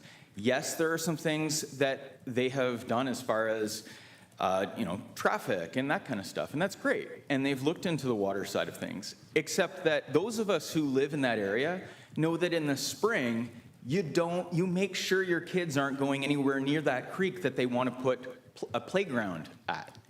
Because if you put a playground there and the kids are on the playground, then one of those grandkids is going to end up down in the creek and getting washed away. And the concern is are they really paying attention to that stuff, or are they checking off the boxes to be able to start a development? That's all I would like to make sure happens, is that through the whole process that this team is held accountable to make sure that they actually are checking off all of those things. And if you're not sure about whether or not they are, ask the residents here, because we have lived there for 20 years and we have a bit of an idea as to how it's going to go. Do I think that something should be developed there? That's not really up to me. I don't have the money to buy the property. If they have the money to buy the property, that's up to them. They can do that, I suppose. Would I like to have that building built in my backyard? I'd prefer not. But again, I can't do anything about that. All I can say is if something is going to be built there, then town council, who are voted here by the people who've got concerns, it would be really great if you were able to pay attention to what some of our concerns are. I'm not saying you're not. I'm just bringing it up again to say, hey, if something like this is going to happen, can we just make sure that every single piece is checked off along the way? Because what we heard from them last time when we met was If you don't like a building being there, that's change. Put up with it. What the gentleman just said was, what did you say about you have to grow up? Well, are you talking growing building up, or are you saying that we're being immature about our attitude about the whole thing? That seems kind of weird. I'm just asking to say, let's just make sure that whatever's being put in there is the right thing, and let's not shoehorn it in by taking out some parking spaces or this and that just to try to make it happen. Cool? Thank you. Yeah, and just to that point, that's what this process is for. We need that local input and that knowledge to make sure that everything is taken into consideration to make a decision that's best for the community as a whole. So I appreciate everybody's comments. That's what it is important to have that information come forward so it can be considered. Without that communication, it's impossible to have a complete process. So with that, I will ask if there's anybody else who'd like to speak to the application.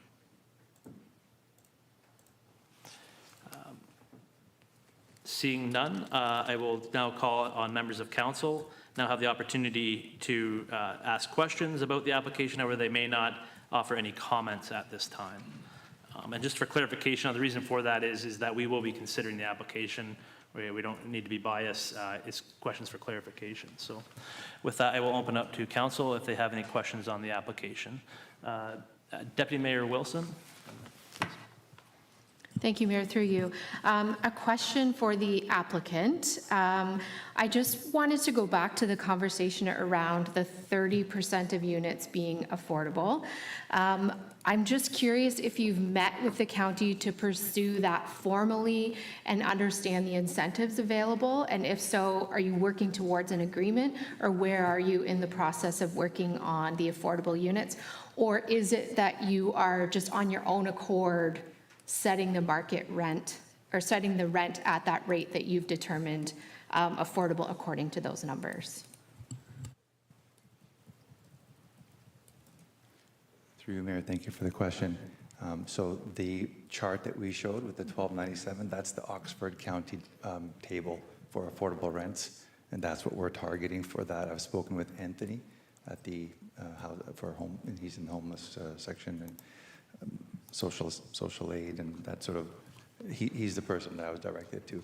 And so those numbers work in our pro forma, and if I can tailor back, it's an astonishing number, like 30% of units, that's our target. I hope we can get there. And the reason we can have something so audacious is because the site is very challenging, as Ryan pointed out, and we simply have to, it's like super simple math. You have a big expense to bring all the services and all the things that we're going to do. We have to divide it in as many units as we can. And when we do divide it by a higher number of units, phased, as we will have them, they'll be phased. When we do that, we are allowed to, we are able to provide these affordable rents. But to answer your question, the affordable rents are based on Oxford County, which is what we're using. Does that answer the question? Thank you, Mayor, through you.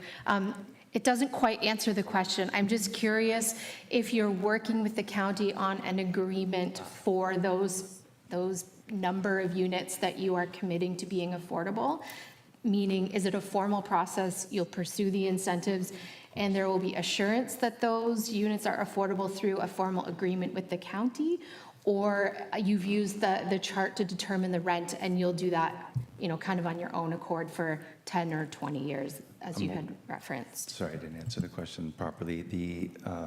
We are going to be working with the county officially to get those units registered.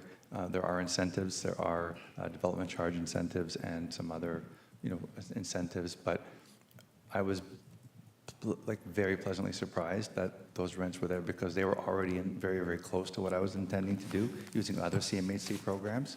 So when I saw this, I thought this is great, but we are going to register it with the county, and we can't get the benefits unless we sign a legal agreement to do so. And of course, we will do that when the time comes. We can't get our when it comes time for permits. We'll officially do that. Okay, just to clarify, maybe through the planning, so it can be incorporated in the planning report. My understanding is that to be part of the county program, it needs to be 80% of the average market rate and be in agreement for up to 20 years. Can we just have that as clarification for the planning report, please? Yes, we will ensure that that's included in the planning report. We have been in contact with the Human Services Department and the applicant, and the numbers that they provided were consistent with what Human Services,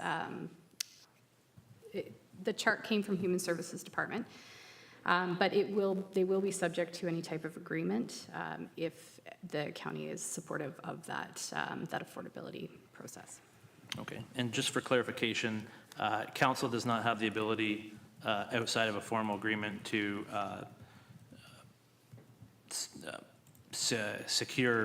enforce any sort of rental type of amounts, correct? That's correct. It's not something that could be incorporated into an amending bylaw or the town's site plan agreement process. It would be something that would have to be separate through the county's housing processes. Okay. Thank you. Councillor Hughes? No, Councillor Halleran, please.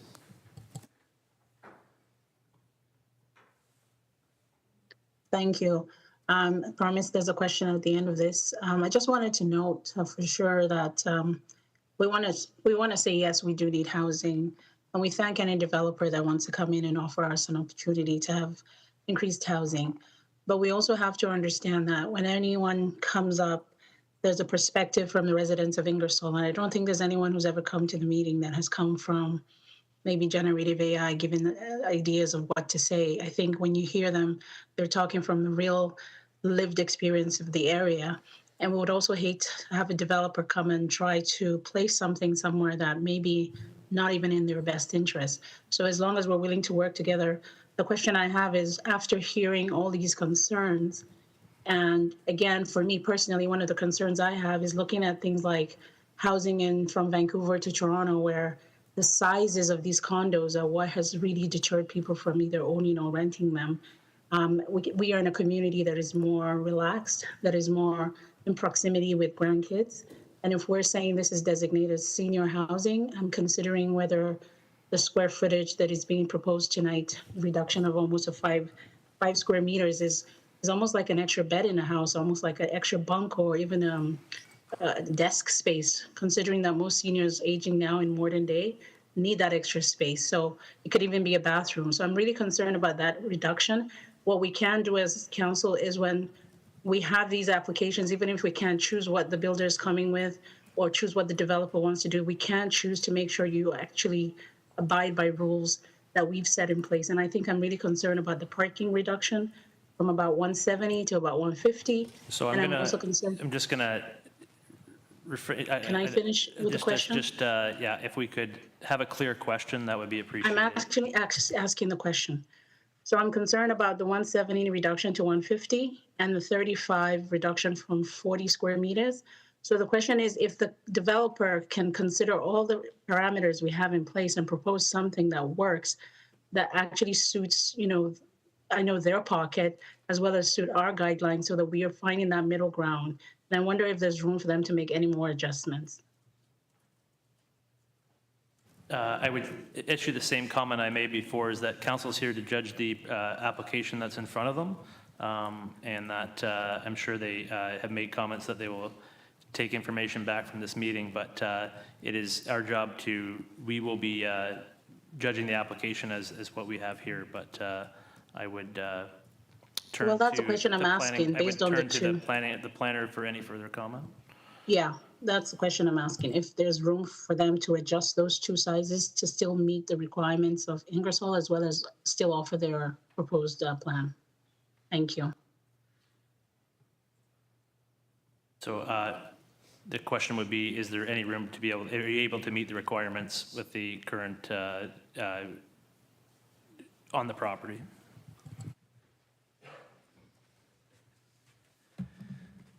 Through you, Mayor.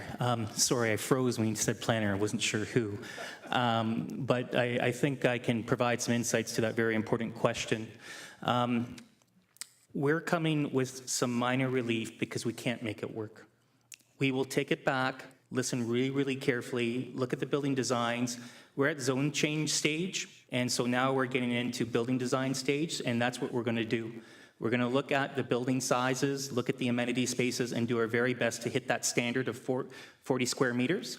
But if we're not able to hit it, we'll provide a rationale about the reasons why. But what other amenities? Is it quality with quantity? And we'll come up with a package that articulates about what that amenity space looks like. In terms of the parking, I would say that this is an Ingersoll-specific issue, and I've heard it loud and clear. We are at 1.5% parking spaces when you add in all the spaces. We have 18 visitor parking spaces. We have 7 barrier-free parking spaces. Those aren't included, so it drops down to 1.3%. And so we are short of the residential units, but every single unit has a parking space. And many units have 2 parking spaces. So we'll provide better clarification on the parking ratios to make it clear about what that is and link it to the transportation report that said that this type of development can work with the 8% parking reduction. It's 8%. And so if we have to add more parking spaces, we can't fit it on the site because of the environmental constraints. And if we wanted to increase the percentages, we have to reduce the amount of units. And a 5-story or 4-story building doesn't pencil out. And so this is why we're looking at these issues. If you're trying to provide affordable housing, trying to meet these price points, you need a certain amount of units. You don't build 4.5 stories. You build 6. And so the point before, I think, just to kind of go off this, is that we're coming in this trying to listen to our very best, and we'll provide the information in the other reports that will follow subsequently. So thank you for the question, and hopefully I answered that. Councillor Hallery, do you have a follow-up? Thank you. Yeah, that's impressive that they are able to go back and look at that. Thank you. Councillor Hughes. My question is for the engineering department. Many comments tonight about the ability of North Town Line to be able to take the amount of traffic that would be generated from here. I know North Town Line was reconstructed back a few years ago. In what standard was that constructed to, and would you consider it being able to handle the amount of traffic that would be generated from this location? Yes, excuse me, thank you. So there was a traffic study prepared that it was constructed to a collector road for traffic volumes that the traffic study did support the ability for the in and out all-way movement from the site, which was also peer reviewed, that also confirmed all the data from that traffic study supporting that the road could handle the sight lines, the volumes from that. So engineering staff didn't have any concern from that perspective. Follow-up to that would be, would there need to be any intersection improvements, as was stated earlier about Sheldon Drive and North Town Line? There's been, as the young lady reported, there's been a number of accidents in that area. Would that generate any upgrades for that intersection? So for that intersection, an all-way stop consideration wasn't taken into account based on the volumes from the traffic study. We have collected traffic data on North Town Line and been in contact with the OPP about 85th percentile speeding in those zones. So that's been the OPP's preference, that those concerns get brought to their attention for strategic enforcement in those areas. But an all-way stop consideration hasn't been made for Sheldon Drive there at this point. Thank you. Any further questions? Okay, maybe I'll take one so you don't steal all the thunder. This is the question to the planning department. There's setback requirements. Is there, in the policies, is there a consideration for height next to a height differential? Anything that dictates height differential separation? No, the applicant's looking for an R4 zoning, and the current standards in the town's zoning bylaw do allow for a maximum of 6 stories in the R4 zone. and do have a specific provision where apartments are located next to land zoned R1 or R2 and require the 6-meter interior side yard setback, which is what's being proposed in this instance. The westerly lot line is an interior lot line. It's not typical for developments to, typically when we're considering interior lot lines, you see end walls next to interior lot lines, but that's not the case in this instance. However, the bylaw requirements are only 6 meters, which is what is being proposed in this instance. Thank you. Councillor Hughes. Thank you. Either to the planning department or engineering department. There was also comments made this evening regarding the water supply up on North Town Line and the, I guess, the underground infrastructure. Would the county or the town be looking at having to do any upgrades that would cost us in order to have this investment happen here on this property? I have consulted with the county planning or the Public Works Department, who have indicated that based on the functional servicing report and hydrant testing that has occurred, there is sufficient water pressure in the area. And I also confirmed with the Public Works Department that there have been no comments of concern received from them regarding water pressure. If residents do have issues with water pressure, they should certainly contact the Public Works Department and they'll look at that. So it is not anticipated from the Public Works perspective that there would be infrastructure upgrades that would result in increased costs on the town. The developer will be responsible for extending the water line at their cost. Any further questions from council? Councillor Hudson, please. Thank you. Through you, I'm not sure if this kind of goes with what Rick was asking, but Joan had come up earlier and mentioned that she's on grinder pumps and was told that they were at capacity for sewage. Just wondering if that has to be upgraded or who's responsible for that. Through you, Mr. Mayor. So the applicants are proposing a sanitary pumping station on the subject lands to facilitate the sanitary sewer line. This would be developed at the cost of the applicant, and then it would be taken over by Oxford County Public Works. In my discussions with them, they indicate that this is a typical situation that they have seen several times throughout the county, and they've indicated that they have no concerns with what's being proposed and taking over that sanitary pumping station as part of their infrastructure. Thank you very much. Any further questions from council? Nope, council hasn't. No. There was another concern from a resident with regards to the creek overflowing. I'm pretty sure there's been environmental studies done, but I'm just wondering if the applicant would maybe speak on that, if it has been done and checked off like Mr. Lukings was asking.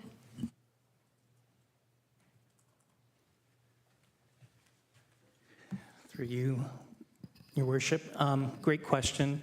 We spent a lot of time on the EIS, and they looked at the conditions in spring and in summer. And so they looked at the different impacts throughout those two seasons.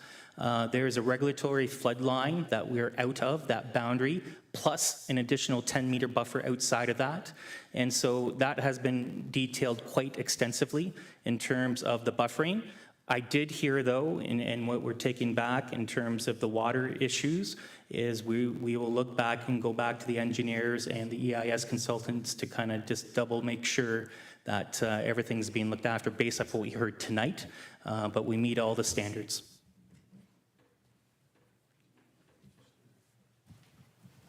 Councillor Hughes. Thank you. Another question for you. Actually, it's a couple-part question.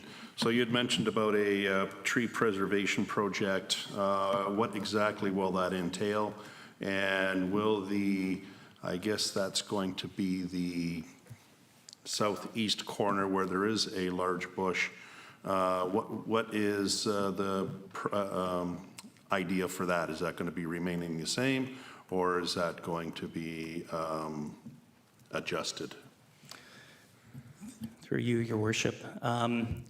The EIS consultant, the environmental consultant, also looked at the tree woodland area.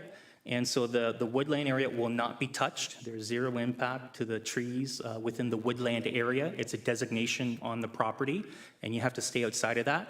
There is a buffer in addition to the woodland, and that is 99.9% maintained. I think there's a curb or one little area that juts into the buffer, but there's no impact on tree. And the other issue related to the existing trees, the environmental consultants is updating their environmental studies and looking at the tree preservation plans, and that's what we're going to incorporate into our next updated study and report, just to do that detailed work up front versus leaving it later in the process. So we'll have that commitment in the updated report. Thank you very much. Any further questions from council? As I stated before, both council and the public can certainly, if they have any other questions or concerns, can certainly send those to the clerk's department, and so they can be incorporated as well. Just one last check from council and the public. If anybody else has any questions or would like to speak to the application. Seeing none. If there are no further comments or questions, then the public meeting for this application is now concluded. The application will now be scheduled to come before council at a subsequent meeting, during which the planning report and recommendation will be considered. As a reminder, if any member of the audience wishes to be notified of the decision of council in respect of any zoning bylaw amendments, they must submit a written request to the town clerk at danielle.richard@ingersoll.ca. The clerk must provide notice of council decisions to all those who request a copy within 15 days after the day the bylaw is passed. The Planning Act provides for an appeal to the Ontario Land Tribunal from a decision made by the town of Ingersoll within 20 days of issuing and the notice of decision. Only specified persons, public bodies, registered owners of land to which the plan may apply, the requester to amend the plan, and the minister may appeal the decision of the town to the Ontario Land Tribunal. Excluding the minister, any party wishing to make an appeal must have made written or oral submissions to the council at a public meeting. Please note the third parties, anyone who is not a specified person or public body, do not have the right to appeal a decision for a zone change amendment to the Ontario Land Tribunal. So, with that, I will call upon Councillor Hudson, please. Thank you, Mayor. Through you, moved by myself, seconded by Councillor Hughes, that the Council of the Corporation of the Town of Ingersoll receive report CP 2025-336 as information. Thank you. Discussion. I want to thank everybody else for being very respectful and sharing your comments. It is extremely important that we hear them and that they are incorporated. They don't go unnoticed. This is why we have a different planning process here, where we have a public meeting before not in the same night that we make a decision, because we do want to have that consideration. But that being again said, there is no place for threats of violence. There's no place for intimidation. Everybody needs to be heard and respected, and that's what will continue to happen here. So everybody can come here and be part of the process. Any further discussion? All those in favor? Opposed? That is carried. I'm just going to call a 5-minute recess. Moved by Councillor Hughes, seconded by Councillor Van Kooten-Bossen's discussion. All those in favor? Okay, thank you.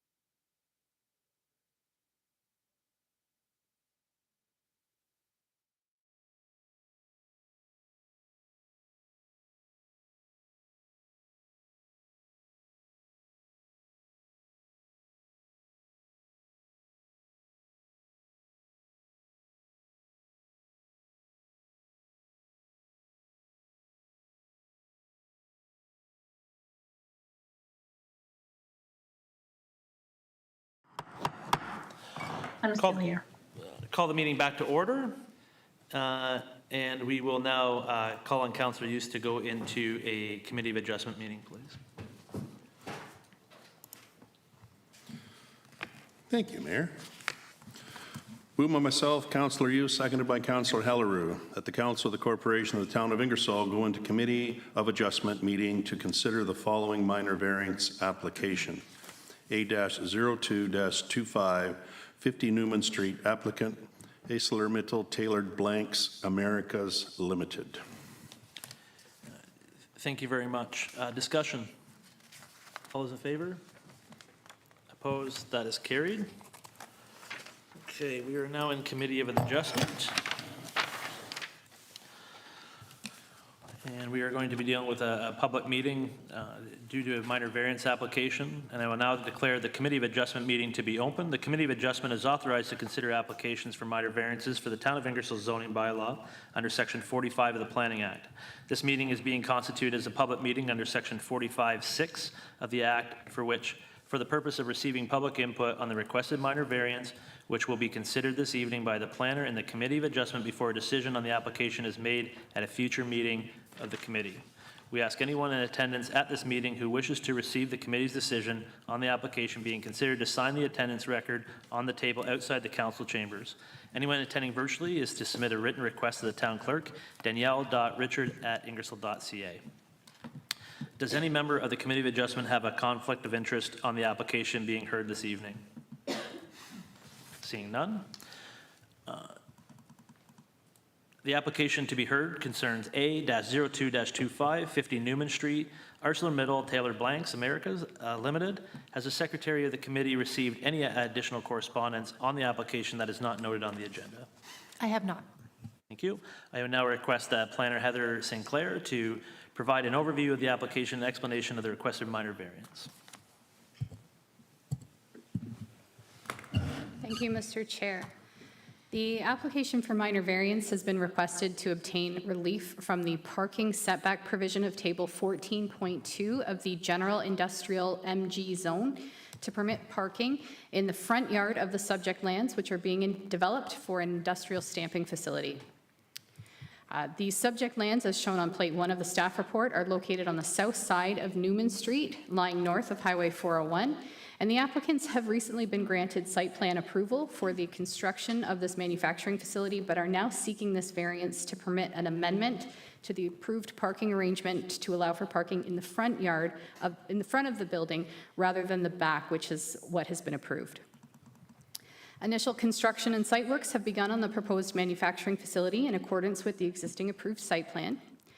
In addition to this variance application, the applicants have also submitted an application for a site plan amendment to amend their existing approved site plan to account for this arranged revised parking, which is also currently under review by staff. The subject lands are approximately 4.9 hectares or 12.2 acres in size, with approximately 200 meters or 660 feet of frontage on Newman Street. No comments have been received from any of the public to date, and staff will be bringing back a report outlining the comments received from the public agencies, as well as a recommendation based on the 4 tests of a minor variance at the next meeting of the committee. Thank you. Thank you very much. Does the applicant or the representative have any comments or anything to say concerning the application?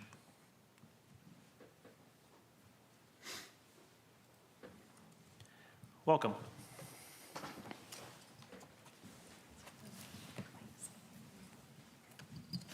Thanks very much. Thank you. Mayor, council, staff, residents of Ingersoll, thank you for the opportunity to speak tonight. Much appreciated. I just wanted to reiterate that ArcelorMittal Tailored Blanks, or AMTB, as we like to call ourselves, operate under the guidance of 6 core values.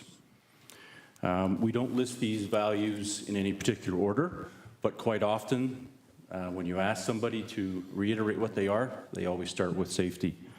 That core value is safety in everything we do. That is safety in the products that we help design and manufacture, to high-strength steel safety cage in today's cars, SUVs, and light trucks. It also relates to the safety in the processes that we use to manufacture those products. This starts with the hiring of people, the training of those people, the policies that we have in place, and the standard procedures that we follow. The site at 50 Newman Street was developed to try and minimize cars and heavy trucks occupying the same space on the site. We have pushed for separate entrances and exits for cars and trucks, separate areas of parking, and to try and minimize pedestrian traffic in the truck lanes. This variance application would allow us to consolidate our car parking for both employees and visitors in the front of the building, in front of the office. The alternative would be to have cars parked along the west driveway or in the south lot, which is what our current site plan is approved as. We would very much like to try and have this application approved so that we can keep those two types of vehicles separate, and we would very much appreciate your approval of the application. Thank you. Thank you very much. I will now open this meeting to comments from the public. This portion of the meeting provides the one opportunity for individuals to speak to the application and have their comments considered by the planner and committee of adjustment before the report and recommendation on the requested minor variance is brought forward at a subsequent meeting. Any person attending who wishes to provide comments in support or opposition to the application may do so now. Please approach the lectern and state your name and address for the public record. Is there anybody here who would like to speak to the application? Seeing none. Members of the Committee of Adjustment now have the opportunity to ask any questions about the application. However, they may not offer any comments at this time. Questions from Council. Councillor Hughes. Thank you. I guess question to the proponent is why now? Why wasn't this initially designed this way?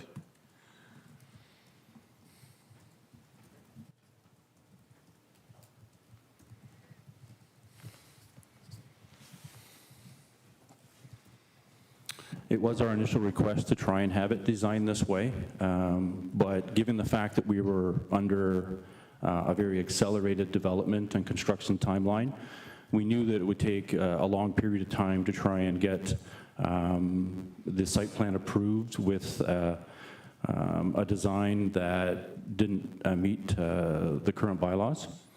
And so it was our understanding that the best process to follow in order to start construction, get the site plan approved to today's standards, and then come back to council and staff at a later time and see if we can apply for a minor variance. Thank you. Any further questions from council? Seeing none. Sorry, from Committee of Adjustment members. If there are no more further comments or questions, then the public meeting for this application is concluded. The application will now be scheduled to come before the Committee of Adjustment at a subsequent meeting during which the planner's report and recommendation will be considered and a decision will be made. We will now consider the we'll now consider the resolution, which is to receive the planner's report. Councillor Hallerood, please. Yes, thank you. Through you. Moved by myself, Councillor Hallerood, seconded by Councillor Bowman. Of the Town of Ingersoll Committee of Adjustment received report CP 2025-356 as information. Thank you very much. Discussion? None. All those in favor? Opposed? That is carried. As a reminder, if any member of the audience wishes to be notified of the committee's decision in respect of the minor variance, they must either sign the attendance sheet that is located in the foyer outside of council chambers or submit a written request to the secretary of the Committee of Adjustment at Danielle Richard at danielle.richard@ingersoll.ca. The secretary must provide notice of the Committee of Adjustment's decision to all those who request a copy within 10 days after the committee renders its decision. The Planning Act provides for an appeal to the Ontario Land Tribunal from a decision made by the Town of Ingersoll within 20 days of the issuing of the notice of decision. Only specified persons, public bodies, registered owners of land to which the plan may apply, the requester to amend the plan, and the minister may appeal the decision of the town to the Ontario Land Tribunal. Excluding the minister, any party wishing to make an appeal must have made oral written submissions to the council at a public meeting. If there are no further comments or questions, then I will ask for a resolution to adjourn this November 10th Committee of Adjustment meeting. We will go to Member Van Kooten-Bossens, please. Thank you. Moved by myself, seconded by Deputy Mayor Wilson, that this Committee of Adjustment meeting now be adjourned and that the December 8th, 2025 regular meeting of Council come back into order. Discussion? All those in favor? Opposed? That is carried. And we are now back as the Town Council. Okay. That leads to our item number 10, which is delegations and presentations, which is the Colliers Merck presentation. I'm going to turn it over to Mr. Graves for comment. Thank you. This is an exciting report. One of the main goals of the strategic plan was to develop the multi-use recreation facility. Staff have worked diligently to come up with a model to succeed in this while facing minimal tax increases. Of course, the purchase of the land from the Growbrook Farms was one of the main reasons this facility could be considered. Key to this project is ensuring that our revenues are on target and that our costs are kept in line. Staff, Colliers, Architects 49, and Ball Construction have all worked hard together to get this project to this point. A progressive design build was brought to this point, has brought us here, and we believe we are presenting to Council with options to proceed with Phase 1. The design being presented today is under the $38 million for the cost of the facility, and we believe the design includes the features that Council would like in the facility while being aligned with the Parks and Rec Master Plan. It is important to note that this $38 million represents the cost of the facility itself. Site servicing requirements for the subdivision and Clark Road reconstruction are separate components of the broader project and will be funded and reported on accordingly. We continue to ensure the community and Council have clear and transparent information on these costs. We know this is a difficult time for the community. However, staff feel this project is still viable as shown in the draft 2026 budget. Make no mistake, there's still plenty of work to be done. We need to ensure we are able to recoup a fair portion of the servicing costs through a variety of methods, and staff will work diligently on that. However, we are now at the point where we need to approve this design so that we can move forward with the timelines that have been presented so far in order to achieve the summer of 2028 grand opening. With that, I'll turn it over to Ron Spina from Colliers to present on our project. Thank you very much, Michael. Good evening, Council, Your Worship, staff. My name is Ron Spina. I'm a principal with Colliers Project Leaders. We've been your project manager for the last year. As a matter of fact, the last time I was here was exactly a year ago on this same day. We've been working diligently over the last year with the project team. We've been working with your staff, Matt and Kyle, as well as Michael, to come up with what we think is a nice plan for you, as well as an estimate for what the project would cost. We've tried to stay within your budget. I think we're very, very close to it. We're going to spend a few minutes today, and we're going to introduce you to the design. We're going to introduce you to some of the features of the project, and we're also here to obviously answer any questions you may have. So I have a brief update here. I've got 6 items here. I'm going to assume through your worship, you'd like us to keep this to about 10 minutes, correct? That's correct. Giving this presentation, yeah, if you can try to attain that, that'd be great, but it's not, I'm not going to hold you to that. Okay, well, thank you very much. Yeah. So very, very quickly, this is a project for a new multi-use recreation center. Everybody knows that, but also hand in hand with the project, there are also some pieces of land adjacent to the project that we're trying to accommodate within this design. We're looking at the draft plan of the subdivision to account for new development in the future on that subdivision. That's item number 1, bullet number 1 on the slide above. We're also looking at Clark Road. We call it urbanization and servicing, bringing Clark Road up to current standard to accommodate the future development on the lands that I just spoke about, which would also include servicing upgrades. These servicing upgrades would not only satisfy, we think, the recreation center, but also satisfy the future subdivision development and any other developments in the lands around the site. The multi-use recreation center, as I said, has a significant number of programming elements to it. I have the architect here, and I'm going to introduce the team in a minute. And the architect will walk you through the current design for the multi-use recreation center. And I also have the builder here, and I'll introduce you to the builder. and he'll describe to you some of the features of the project and also describe to you some of the features of the type of contract that we're suggesting that we would get authority to enter into as far as negotiations go with the builder. Of course, this authority comes from council. This is Ingersoll's project, and we're acting on your behalf. So I'm going to introduce the team, and then I'm going to hand this off. So sitting here to my left is Matthew DeLeon. Matthew's with the architectural firm A49. A49 have designed a number of these multi-use recreation centers. Matthew's been leading the design team. Behind Matthew, standing up here, is Jason Homewood, and Jason's with the, we call it the Progressive Design Builder Company, which is Ball Construction. Ball Construction is out of Kitchener. I think it's the third generation through the family, if I understand correctly, 4 generations of building. So Ball is a Progressive Design Builder. Matthew's team is working together with Ball to come up with a design, as well as, of course, an estimate for the cost of the project. We think Progressive Design Build is a very collaborative way to go about constructing. It's a little bit different than the traditional way. I won't get into it because they don't have enough time. But the idea is that we get the builder and we get the architect working on the project from day one so that they can work progressively together to hopefully give us more certainty on what the price will be at the end of the day, but also to accelerate the timeline. We know that it's not all about time. We know it's about quality too.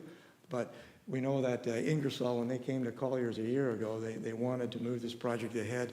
We want to have this building turned over to you in the summer of 2028. We're still working towards that. But once again, we put together a team that I believe they've been working fairly well together as well. We've been working very closely with your staff, especially Matt and Kyle here. And we will continue to be working with your staff to do the best we can to fit it into what Ingersoll's requirements are. And then finally, over here to the left of Jason is someone from my company, Josh Benoit, and Josh has been acting as your day-to-day designated project manager. So with that, I'm going to turn this over to Matthew, and Matthew is now going to walk you through the design. I'll just leave this slide here. It says draft subdivision plan. This slide is just telling you that in the future, we're still working towards accommodating the subdivision that's going to develop in the future in the project. Our project isn't about the subdivision, it's about the multi-use recreation center, but we want to also be able to accommodate your future development because we know you have a vision, I'll call it a vision for how you want to develop these properties. And now I'll turn it over to the actual multi-use recreation complex, and I'll turn it over to Matthew. So certainly, just to clarify on the time aspect, this is not like a hard stop line on 10. We want to make sure we receive the information, and we certainly, while we endeavor to have staff presentations, which I would attribute this to reach 10, I think it's imperative that council here's the full and all information that you want. So don't feel pressured. Feel free to make sure that we have all the information that you feel is relevant for us to have. Thank you. Great. Thank you very much.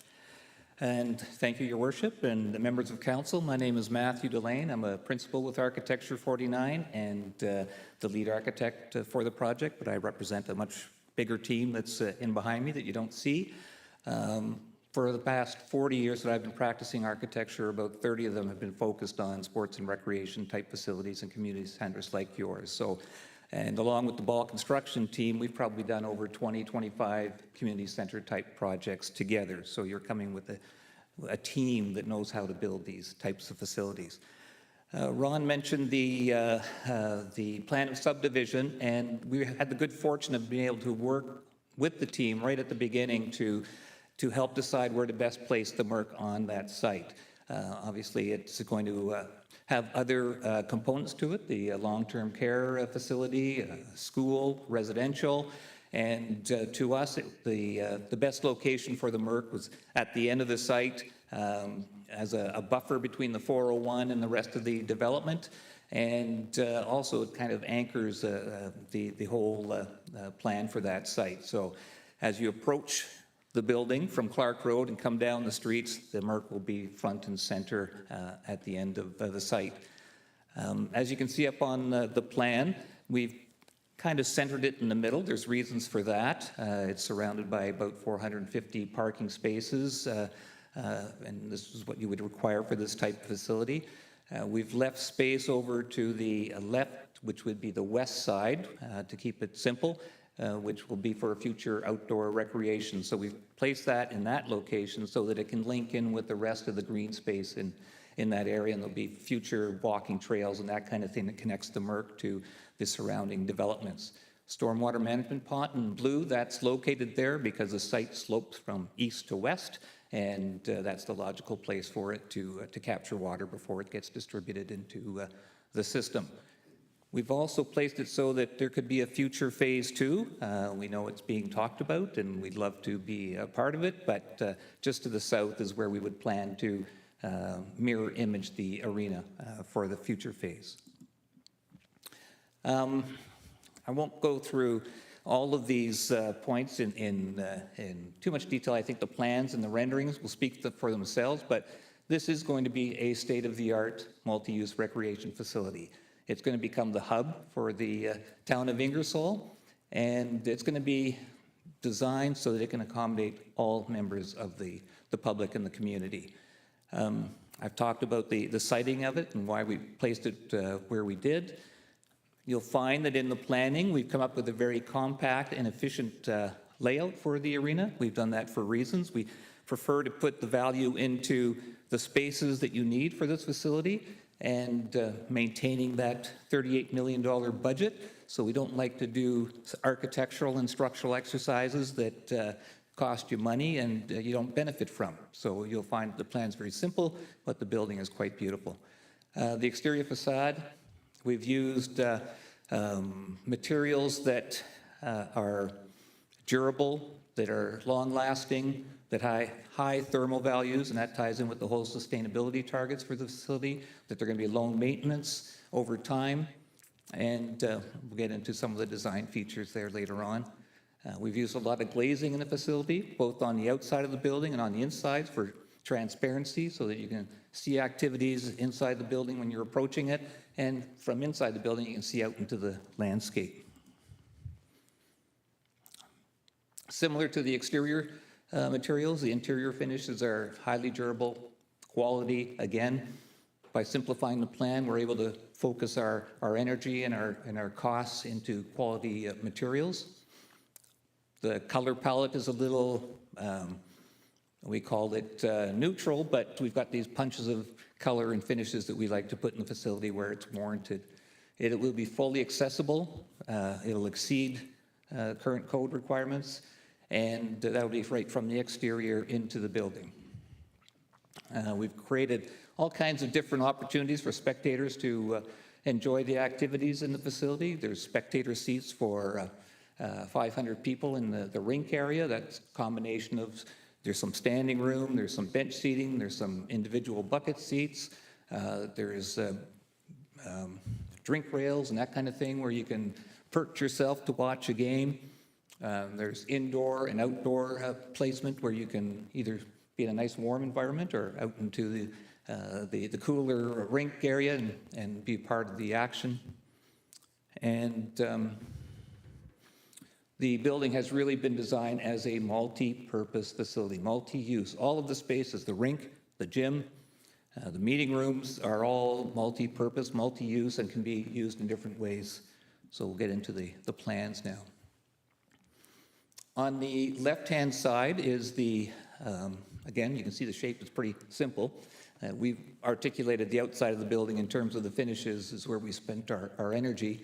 The rink is on the left-hand side. It's got, it's an end-shell rink, 200 by 85 feet, and unlike the Italian Olympics, it's going to be the full 200 feet, not 194.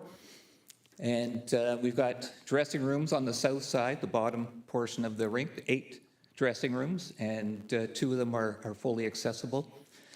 On the far left-hand side is all the back-of-house areas, Zamboni rooms, refrigeration rooms, electrical, mechanical, that kind of thing. But you can see in the upper left, there's a block in gray. Right now, that's kind of designated as a future junior C type dressing room. So it can be storage for now until that gets worked out in terms of details. There's storage facilities on the north side of the rink, referee change rooms up there as well. They're away from the player change rooms for various reasons. On the extreme right is the multi-use gymnasium/community room and the associated change rooms and kitchen directly below it. And right in the middle, you can see a bit of an island there. This is the main lobby area where we have a two-story lobby space that's going to be quite attractive and shows you everything that's going on within the facility. When you're in that lobby, you'll be able to see into the gym, into the rink, and the walking track up above. On the second floor, it's the seating for 500. You can see on the south side, it's a combination of individual bucket seats and the bench seating, and a walking track that goes all the way around the rink, a two-lane walking track as well. On the far right is the upper portion of the gymnasium when you're looking down on it, so the gym's not really at that level. You're just looking down from the second floor level. But directly south of that is another multi-purpose room that overlooks the gymnasium. So from that room, you can have meetings for 50, 25 people. You can split it in two if you want to. It could be yoga, it could be other activities in there as well. And the staff offices are directly to the south of that so that they've got natural light and views to the exterior, because it's nice that they have that opportunity to get away from the public, but also to be able to enjoy the outdoors. And in between the track in the gym that's where the two-story atrium space is, and the renderings will tell you the story.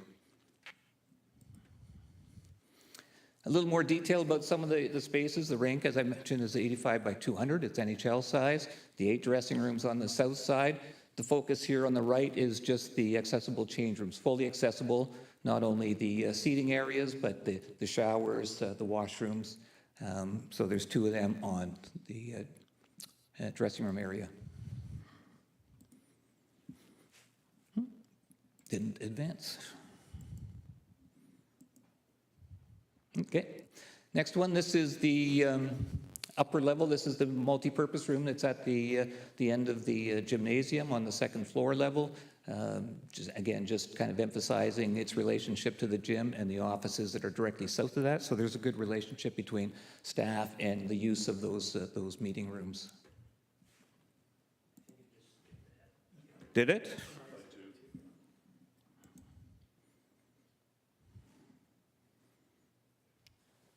I'm not seeing it on the...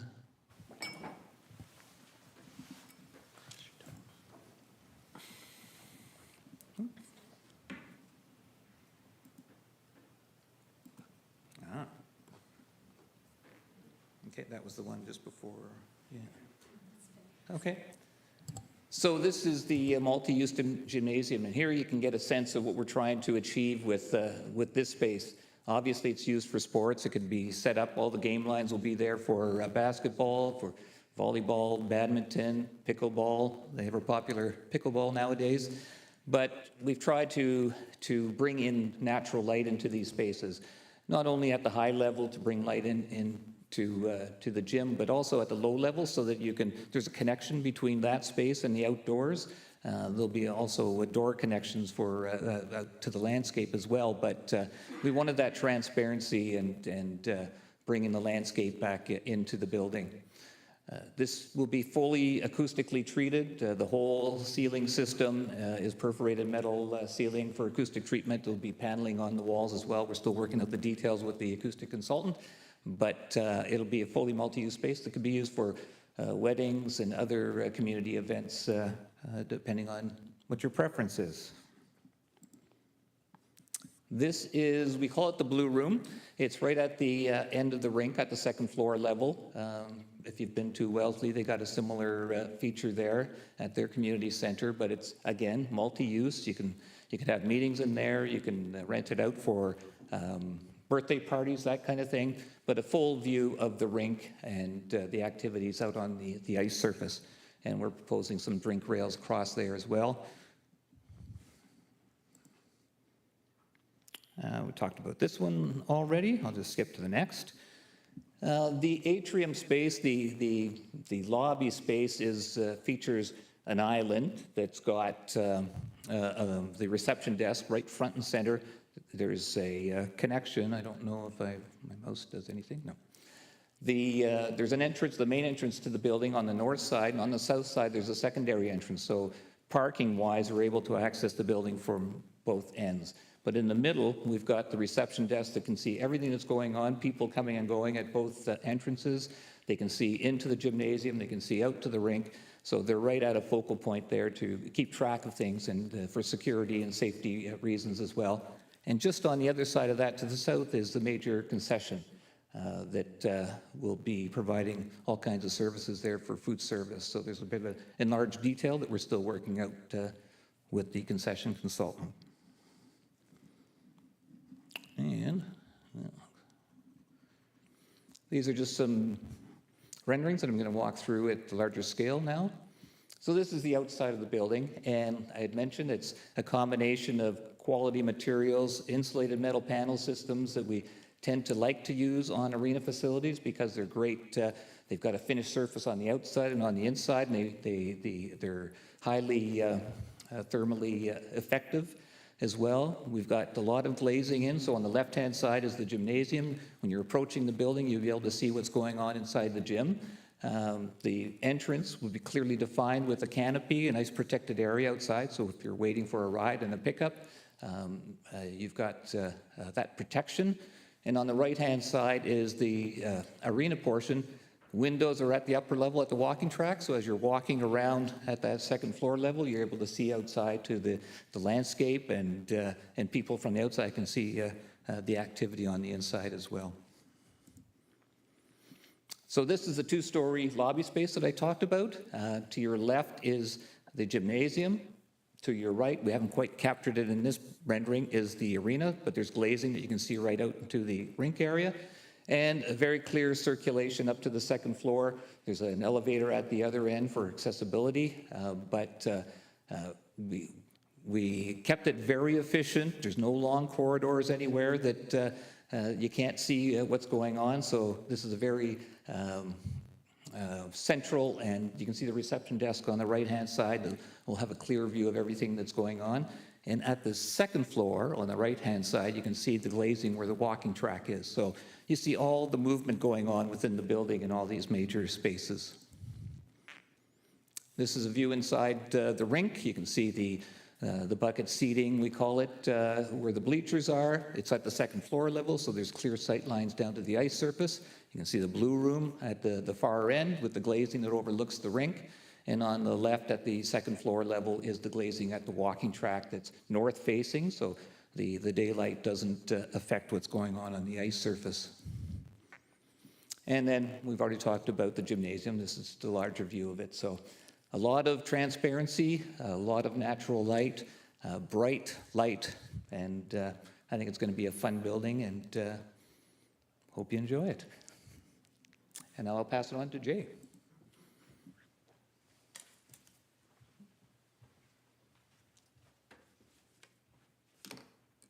Now, if I can get through this, with clicking through the slides, we'll be in really good shape. I'm just going to briefly talk about sustainability. Early on, at the very beginning of the project, it was brought to our attention, and it was a major item that we want to make sure that we incorporate into the overall project, not just in terms of the efficiency of the construction, but also for the operation of the facility. So that was really taken into consideration early on. So there's a couple main things that we're just going to kind of touch base on. One would be the heat and energy recovery. I'm going to slide about that after. The fact that we're really focusing on trying to source as many local, or what I like to say Canadian-made products. I think that's a big thing that we're all really trying to achieve these days. Is the building automation system, the fact that we're using all LED lighting, both inside and outside the facility. And then also just some of the other renewable and energy efficient items. First thing, hybrid rooftop units. So this is a little bit different than your standard, what you'd say like a rooftop HVAC unit. These are hybrid in the sense that they're not only gas-fired, but primarily they're electric. So they're very energy efficient. It's the push. It's really the way that we're moving. This is for energy efficiency.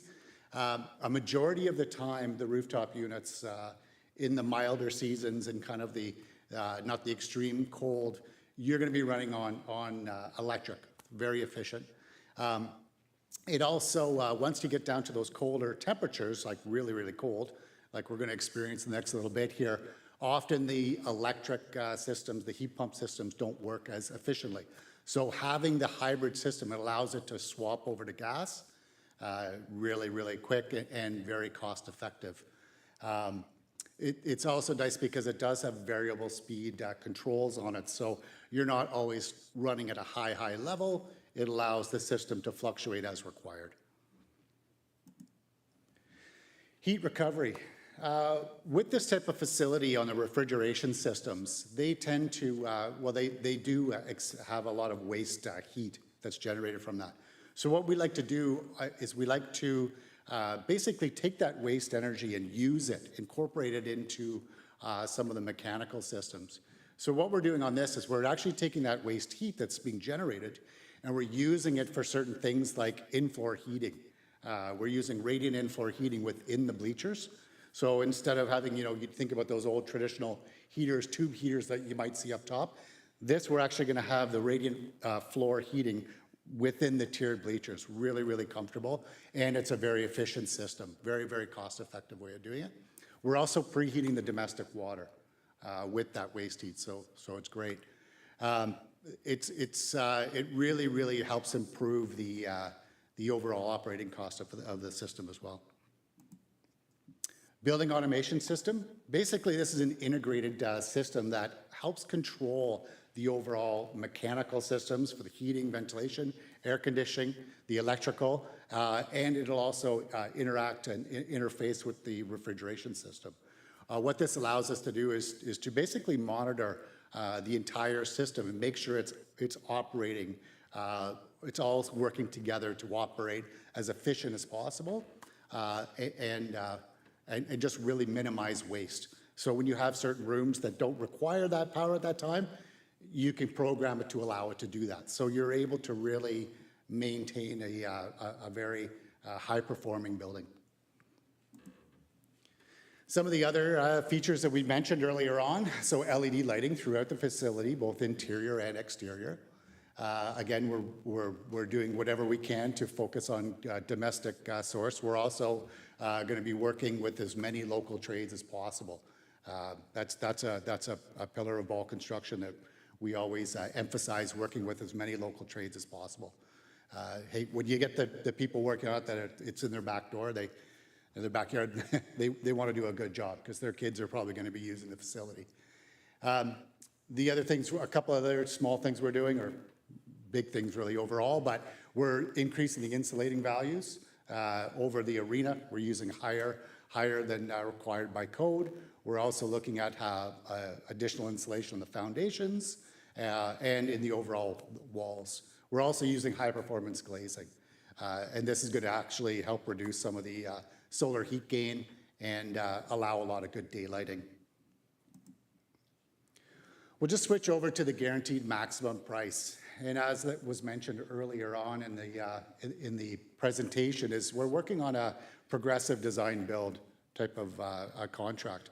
So it's really broken down into two phases. The first phase, which we're just coming to an end, is it's all about the design. And we've been working really, really close with members of the town staff and representatives and the designers and ourselves to kind of evolve the overall program and get to this point where we're able to create this guaranteed maximum price. We've always known what the budget's at the 38 million, so we've done everything we can to maximize the overall program and the efficiency of the design to target but still be below that. So we've just finalized our overall GMP document, and we can confirm that based on the current scope, and we would not be exceeding the price of $37,935,000 and $297. So just below. Did I say that right? I would hope so. Yeah, I said what was on the screen. So yes, so that's that. So I'm going to pass it over to Josh now just to talk about the schedule. Thanks, Hugh. All right. I mean, as Michael had mentioned at the beginning, and then some of the other presenters had touched on here, the team's been working very hard to achieve the 66% design. While as big a milestone as that really is, there's still a lot of work to do. We're still trying to achieve, or still trying to finish up, wrap up the design, and then get down to some pre-construction activities. The table on the screen here, it shows some of the milestones and some of the impacts of the overall development for some of the other various projects that we're working or that are associated with the MERC. So the MERC grading and the servicing works, we're anticipating it to start sometime spring 26. That would include access and some pre-grading and some work to get the MERC and the actual facility up and going. The Clark Road urbanization, that includes widening Clark Road and then bringing services down from Harris Street, down Clark, roughly 700 to 800 meters, and then into the MERC site. And then lastly, we have the MERC construction here, which we're also anticipating, I think, as Ron mentioned, starting in the summer of 2026. So as of right now, everything's trending on track, which we're extremely hopeful for and happy. All right, and then next steps. Obviously, finalize the design. We mentioned it's at 66%. We saw some beautiful renderings there, but there's still some details that we need to finalize, in terms of color scheme and some of the finishes. Also have to get to the construction drawings and then coordinate some of the construction schedule, as I mentioned, with some of the associated projects in and around there.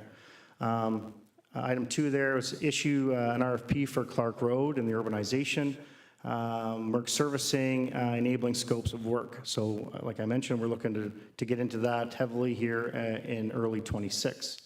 Moving on, we're going to be working on coordinating and creating a detailed plan for the MERC and the Clark Road construction. Obviously, that also includes the Harris Street and Clark Road intersection there, and there's significant construction expected for that, which will also impact our site. So there's quite a bit of coordination with the county and the contractors working on that. Item 4 there. So meeting with key stakeholders such as Hydro One for our servicing, MTO, which is a big player there, obviously, because we know the 401's just to the south, and then Oxford County regarding site plan and the draft plan, which we saw at the beginning, and they're also participating in the roundabout where the intersection works. Sorry. And then item 5 is one thing that's always on top of our mind here is always exploring potential financing opportunities, funding opportunities. So I know up to this point, we've looked at a number of things provincially and federally, and we've helped the MERC achieve, the development achieve some to the date. So we're looking to expand on that and always looking for opportunities to save money.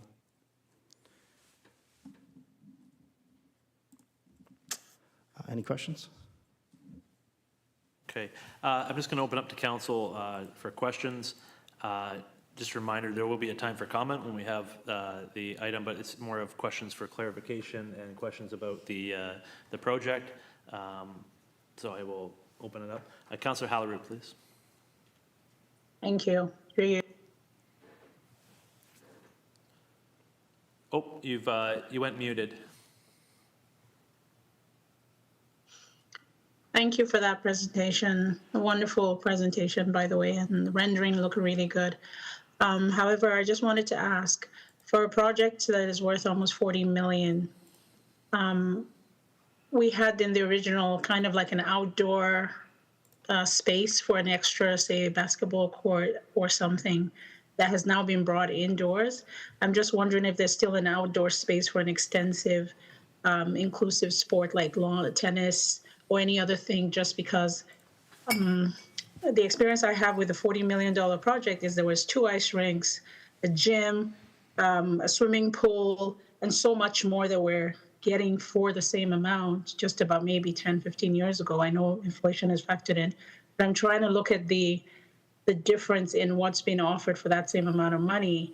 And I'm wondering if this is where we're going, and it's a wonderful project so far, but I'm just thinking, do we have the external variation for different types of sports that come in as a collective, especially when it comes to funding, making it more inclusive and all of that? I'm going to turn that over to Mr. Graves.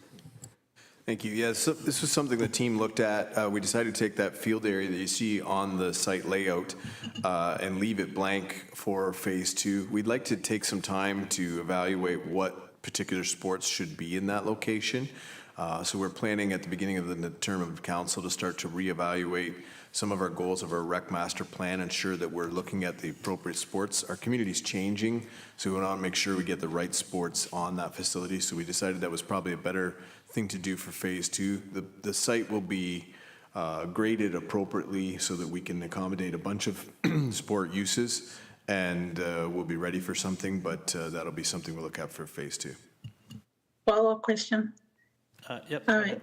Do we have an idea of the size of phase 2? Would it be an almost equivalent size or about at least half of that to consider, say, if we needed an extra pool in 5 years, for example? Is there enough space for something of more variety than just one sport? Well, the short answer on that would be no. We'll have enough room for the second ice pad and parking to go with it, as well as stormwater management pond, and there'll be room for some outdoor sports, but not a pool. Okay, thank you. Further questions from council? Oh, Councillor Hudson. Thank you. I just had a question for Jay with regards to the in-floor heating. I'm just wondering, have you ever had any issues with in-floor heating with something not working? It just concerns me off the hop because I think of above heating, something goes wrong, it's easily accessible. In-floor heating, something goes wrong. Are we breaking through concrete? Or I'm just wondering if anybody's had issues with it or what we would do if we did. It's possible. I guess anything's possible that could go wrong.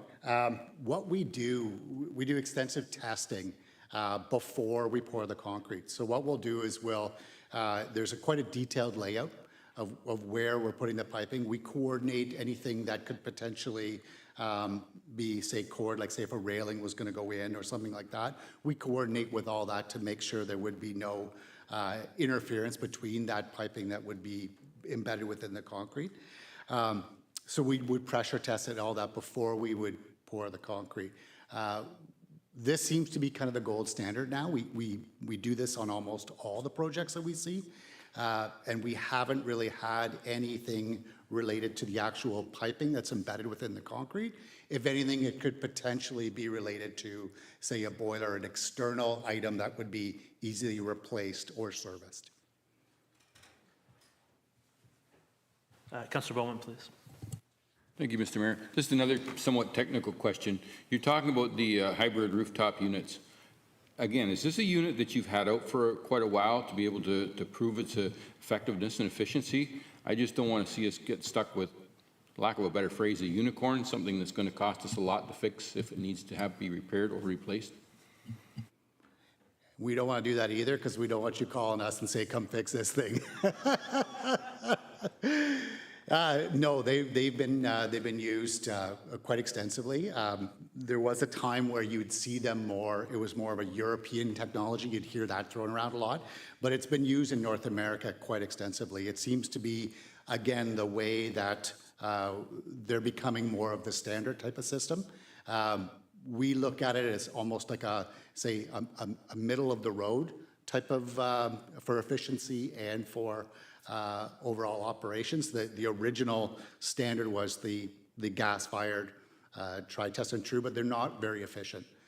So this is really the way that all the technology is going, and there's been a lot of advancement and research, design, and technology that's been put into this over the last, we'll say, 20 years now. We've put them in probably five similar facilities in the last few years. Excellent. Any further questions? Councillor Hudson. Thank you. Through you. This question just for Josh. I know you spoke about continuing to explore potential funding opportunities. I know we've applied for some and not been successful, and applied for some and have been successful. Just wondering if you could touch on which ones are there certain ones right now that you actually know of, or we're just hoping? Yeah, maybe Ron could speak to this. I mean, just based on the budget that's just been proposed, it's not quite been solidified, but Ron, he's very familiar with this, so I'll let him speak to it. Yeah, thanks, Josh. So we do know that the federal government announced the Build Strong Communities or Build Community Strong Fund. They just announced that probably about 2 or 3 weeks ago now. We don't have any further information on that, but we know there's a couple of streams that are associated with this type of project. I know one stream is associated with community center types of projects. So I'm just speculating, but if this funding is launched the same way as the provincial government did with the CSRAF fund, there'll be an intake, right? And that's one that we think potentially that this project probably could lend itself to putting together an application for.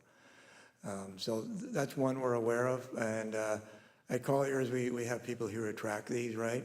So once again, that's one immediately we're aware of. And there are a few other funds regarding infrastructure that I'd have to get back to you on to tell you about, but I know there's other streams out there also. But I think this I'm going to call it Build Strong Communities Fund is probably one that I would put in an application for under the understanding that it would be done as intakes. And in the past, or the CSRAF provincial fund last year was first in into the fund. Not that they received all the applications and then evaluated them. They would evaluate the applications as they come in. So we would encourage Ingersoll to be ready if that's the way they do this fund. I'm not sure if that answers your question, Councillor. Just to clarify, that is not how they did it. That is how they said they were going to do it, and there's evidence they did not do it that way. And I'm bitter about it. Well, thank you very much. Then back through the chair. I've been corrected. I stand by your correction. That's the way they told us? That's the way they told us it was going to be, and then they did not end up doing it that way. But just to clarify on that funding front as well, the town does have a program not directly tied to the facility, but for funding of the infrastructure through CHIP application to the federal government, which we are actively talking and pursuing for $7.1 million, which would help with infrastructure costs, not necessarily with that. And we did receive $2.5 million from the Hughes funding for the provincial government, but for stormwater management. But I agree with you. Anything we can do is better. Councillor Bowman. Thank you, Mr. Mayor. This is more of a design question. In our current facility, we have an area set up for our Sports Hall of Fame to acknowledge our local athletes. Is there some sort of accommodation to facilitate this in our design in our new center?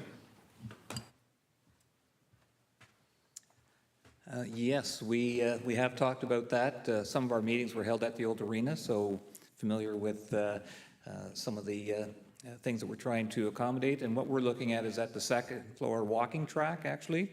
There's an expansive wall along there and behind the seating. We thought that would be a great spot to feature that memorabilia, and close to where the spectators are. People can mill about and take a look at it and spend time enjoying it. So that's the plan. Thank you very much. Excellent. Any further questions? Deputy Mayor Wilson and then Councillor Hudson, please. Thank you, Mayor, through you. A couple of design questions. The gym can be used as a community room. You mentioned potentially rented out for weddings, but I don't think there's a kitchen built into the design. Is that correct? There is a kitchen. I didn't spend time pointing it out, but just on the south side of the gym, there is a full-size kitchen in there that'll cater to.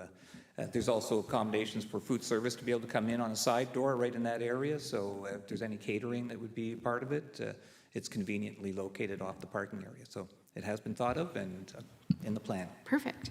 And then one more question. Was there space for someone to rent for equipment repair, skate sharpening? There is we have that kind of now, so I'm just curious if there's a space like that. There is a pro shop right near the Okay. entrance, the main entrance to the building. So right across from reception, we've got a designated space that would be perfect for that. Councillor Hudson, please.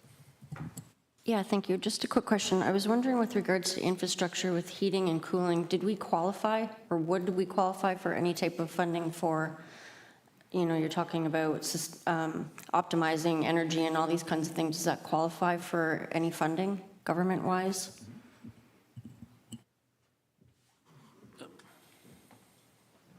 I'll go up because no one else wanted to.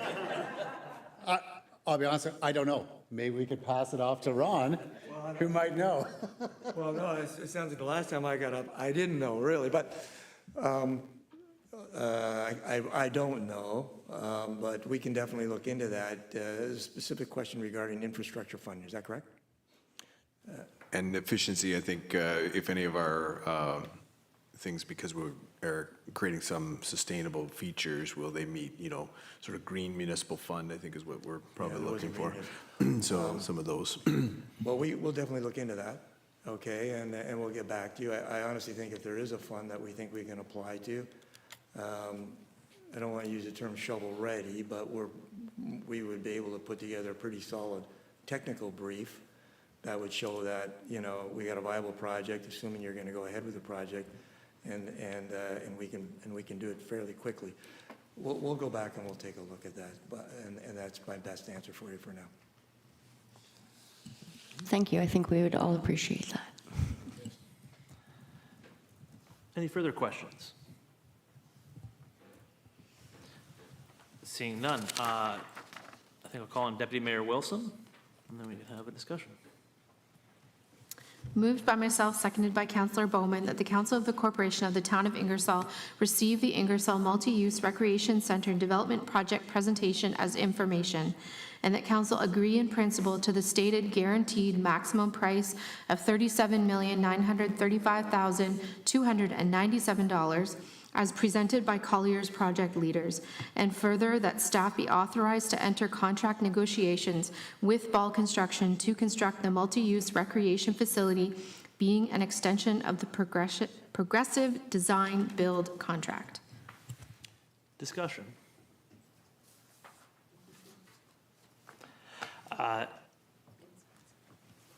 Councillor Hudson, sorry. Every time I look. I guess the big question is, Irina, do we have the money to say we can do that?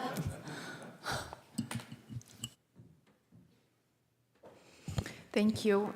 Through you, Mr. Mayor, we're looking at presenting council with actual financing strategy, funding strategy for this facility. But at this point, staff is confident that we can fund this project. But in more detail, it will be coming in the new year, most likely January, February. Further discussion? I just want to take a minute and I want to thank our staff and the team. But what I want to say, being here, I know how many meetings they've had and how they've gone to bat for the residents of Ingersoll. And I think our partners over there may be a bit tired from the battle, but I can't say enough about, you know, we're the residents that are going to benefit from this, but the time and effort that staff have put into getting this facility where it needs to be in a budget that we can afford, and have it be a facility that, after looking at the renderings and the presentation here, is really something that we can be proud as a community, but we can afford to operate, and is going to be useful for a facility. It's not, I'm sorry to the architect that it's not an architectural wonder. It is but it is in the sense that it is, I think what we all want is that when people walk in the facility and use the facility, that's when they're amazed by the facility and not necessarily by the aesthetics on the outside. I love that it is a rectangle. When I look at our pool, and maybe Kyle can attest to this, is that project is the epitome of what we should not do this time. And I think we got it 100% right when it is a rectangle, and that it is, we're an industrial town, and to me this mirrors that, in that the things that matter on the inside, and there's a box around it. And the box can look nice, and it does, but at the end of the day, when people sit in the bleachers or the seats or wherever they're sitting and they're using the facility, they're going to go, wow, this is something that that is something to be proud of, because we all know that the Ingersoll District Memorial was something to be proud of when it was built, but it's long past its due to have something new. So I can't thank staff enough for coming back with something, and I'm gonna, I know Michael has led that process with the saying that we want a Honda Accord and not a Cadillac, and I think that's what we have, is something that's gonna be super reliable, that's gonna serve the community, and is gonna serve it for well. And I guess the only other comment I would have on it is if it cannot be pink, that would be great. We have enough salmon buildings, and I guess the comment on that one is the longer term we can think about neutral colors, so that we, even though we like a color now, that may not be the case 30 years from now when it's not the 90s anymore. So I know that's going to be the case, but I think this is the time that this is I wish everybody had stuck around for the public meetings, because this is the thing that you want the community to see and get excited about, and I think that's going to happen now that we have where we are. This is a very efficient facility. There's not a room that's not in there that's not being used. There's not a space that's it's there's a reason for everything, and I think that's where we want to be. I'm not a lover of glass, but I know it was cut down, and I think that's, there's a compromise there. So I think that it's there where we can say, yeah, and I love the design bill with this guaranteed a plan, and I love the time that's gone into it to figure out those extra things. So A, it's easier for the builders to construct, and we're not getting into changes the more and more, because that's where the money really adds up, and it's not fair to anybody. It's not easy to make those changes once you're starting things. So again, the extra time has been well worth it, and I can certainly support that. And I know Irina frets about, when she says we can afford it, I know we can. Because it is a lot of money. It's the largest infrastructure project the town's ever taken on. And that's a serious thing, but I think it's time that it needs to move forward. And I think that there's a workable item there. Yes, you can play pickleball, but it's not squash courts that you can't use for anything else. There's a gender-use gymnasium that can accommodate everybody. There's a walking track, which was the #1 thing in the feasibility study to have accommodated. There's I know how many time and effort staff have put into going to different arenas and making sure they understood what works and what doesn't work, so try to not repeat past mistakes. So I'm confident that regardless of what color the seats are, that people will be walked in and they'll be able to go, wow, this is something that Ingersoll can be proud of, and it's usable and know how to function. So I'm certainly in full support of that, and yeah, I'll open up to any other discussion. Councillor Van Kooten-Bosens. Well, you've pretty much said everything, but I do want to thank our team, first of all, and the team that we have brought in with us as well. This has been a long time. 18 years ago, I talked about a multi-use recreation facility when I first got on council, and 18 years later, it's finally coming to fruition. So thank you for listening to the community. I think that everything that you've gotten into that is exactly what the community wanted. And as Mayor said, we're utilizing every space of it. I'm not going to lie, as a parent, thank you for the in-floor heating. But I think every arena that we go to, it's colder than can be, but in-floor heating, I think that will set us above the rest. But I love everything about this, and I'm so glad that we did take the time and that we are able to do this. Doesn't mean that we want you to stop looking for funding, Ron.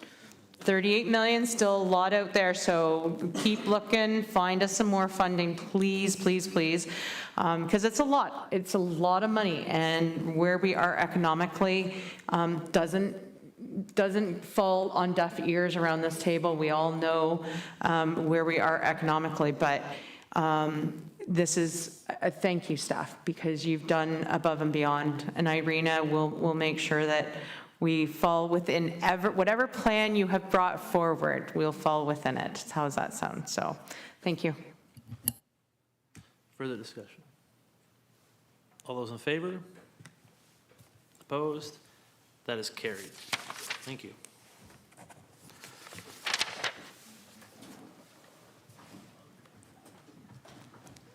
Okay. We will,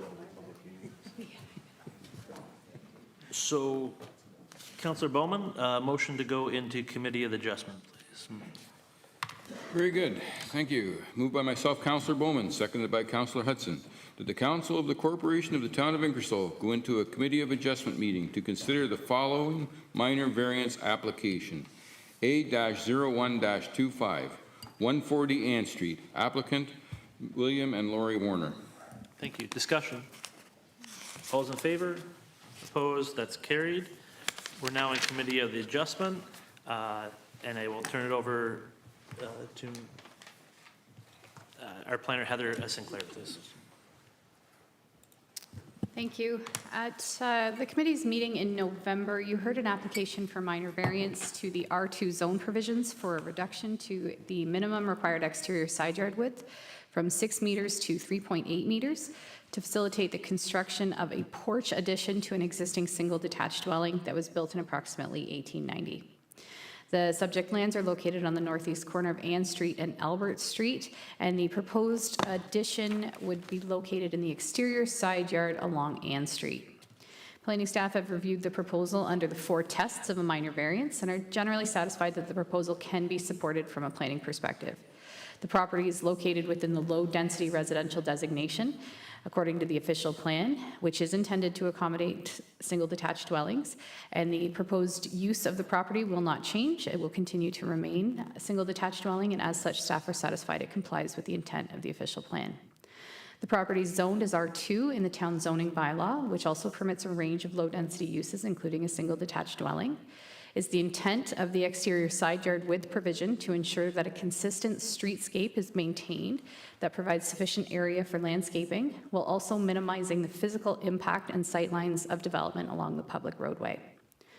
The exterior side yard width also ensures that private development is sufficiently set back from the public right-of-way to accommodate typical road maintenance efforts and is intended to allow for private amenity space and off-street parking.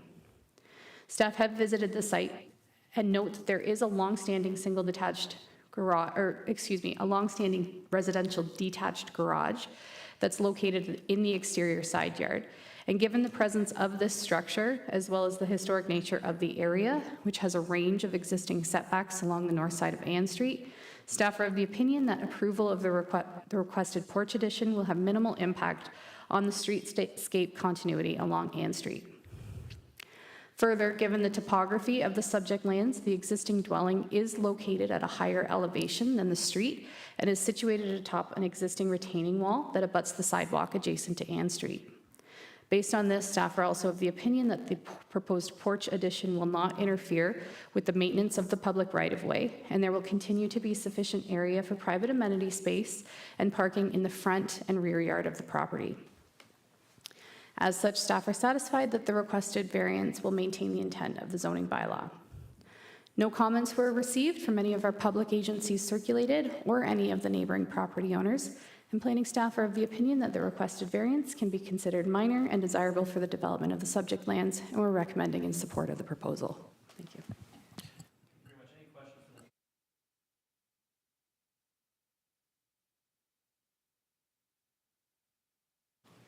Thank you, Mayor. Moved by myself, seconded by Councillor Hughes, that the Town of Ingersoll Committee of Adjustment approve application file A01-25 submitted by William and Lori Warner for the lands described as Lot 1, Part Lot 2, and Part Lots 17 to 18, Block 23.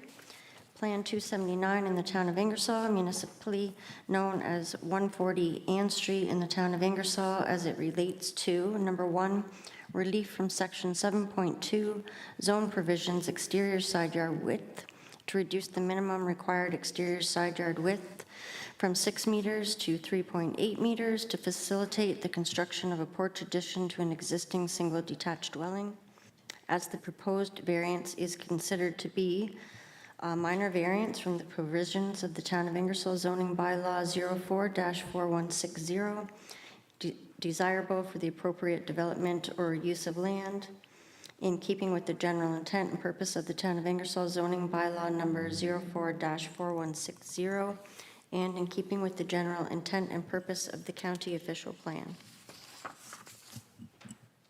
Thank you very much. Discussion. All those in favor? Opposed? That is carried.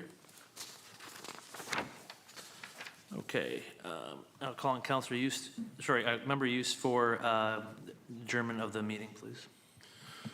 Moved by myself, Member Use, seconded by Member Hellerue, that this Committee of Adjustment meeting now be adjourned and that the December 8, 2025 regular meeting of Council come back into order. Thank you very much. Discussion. All those in favor? Opposed? That is carried. I'll now turn the chair over to Deputy Mayor Wilson, and I will exit.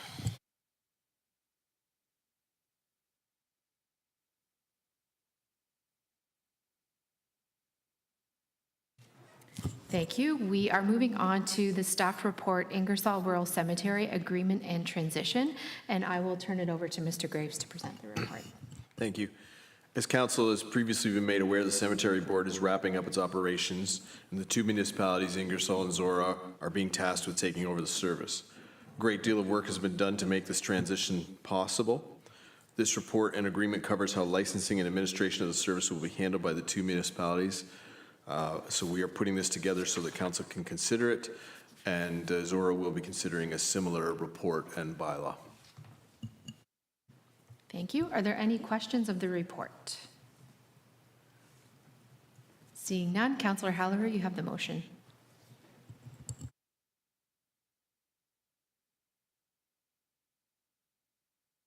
Councillor Hallerer, I'm not sure if you started, but we can't hear you. Sorry, I was There we muted. go. Sorry. Thank you. Through you. Moved by myself, Councillor Halleru, seconded by Councillor Bowman, that the Council of the Corporation of the Town of Ingersoll receive report A-002-25 as information, and that draft bylaw 255430 to approve a service segment between the Town of Ingersoll and the Township of Zora for the operation of the Ingersoll Rural Cemetery be approved. And further that the mayor and the clerk be authorized and directed to execute the service agreement and any related documents, and to undertake all actions necessary to implement council's decision. And further that council approve bylaw 25-5431 as attached to the December 8th, 2025 regular agenda to adopt the fees and charges related to the operation of the Ingersoll Rural Cemetery effective January 1st, 2026. And further that the Ingersoll Rural Cemetery Board be hereby discontinued effective December 31st, 2025. Thank you, Councillor Halleru. Any discussion? Seeing none, all in favor? None opposed, that's carried.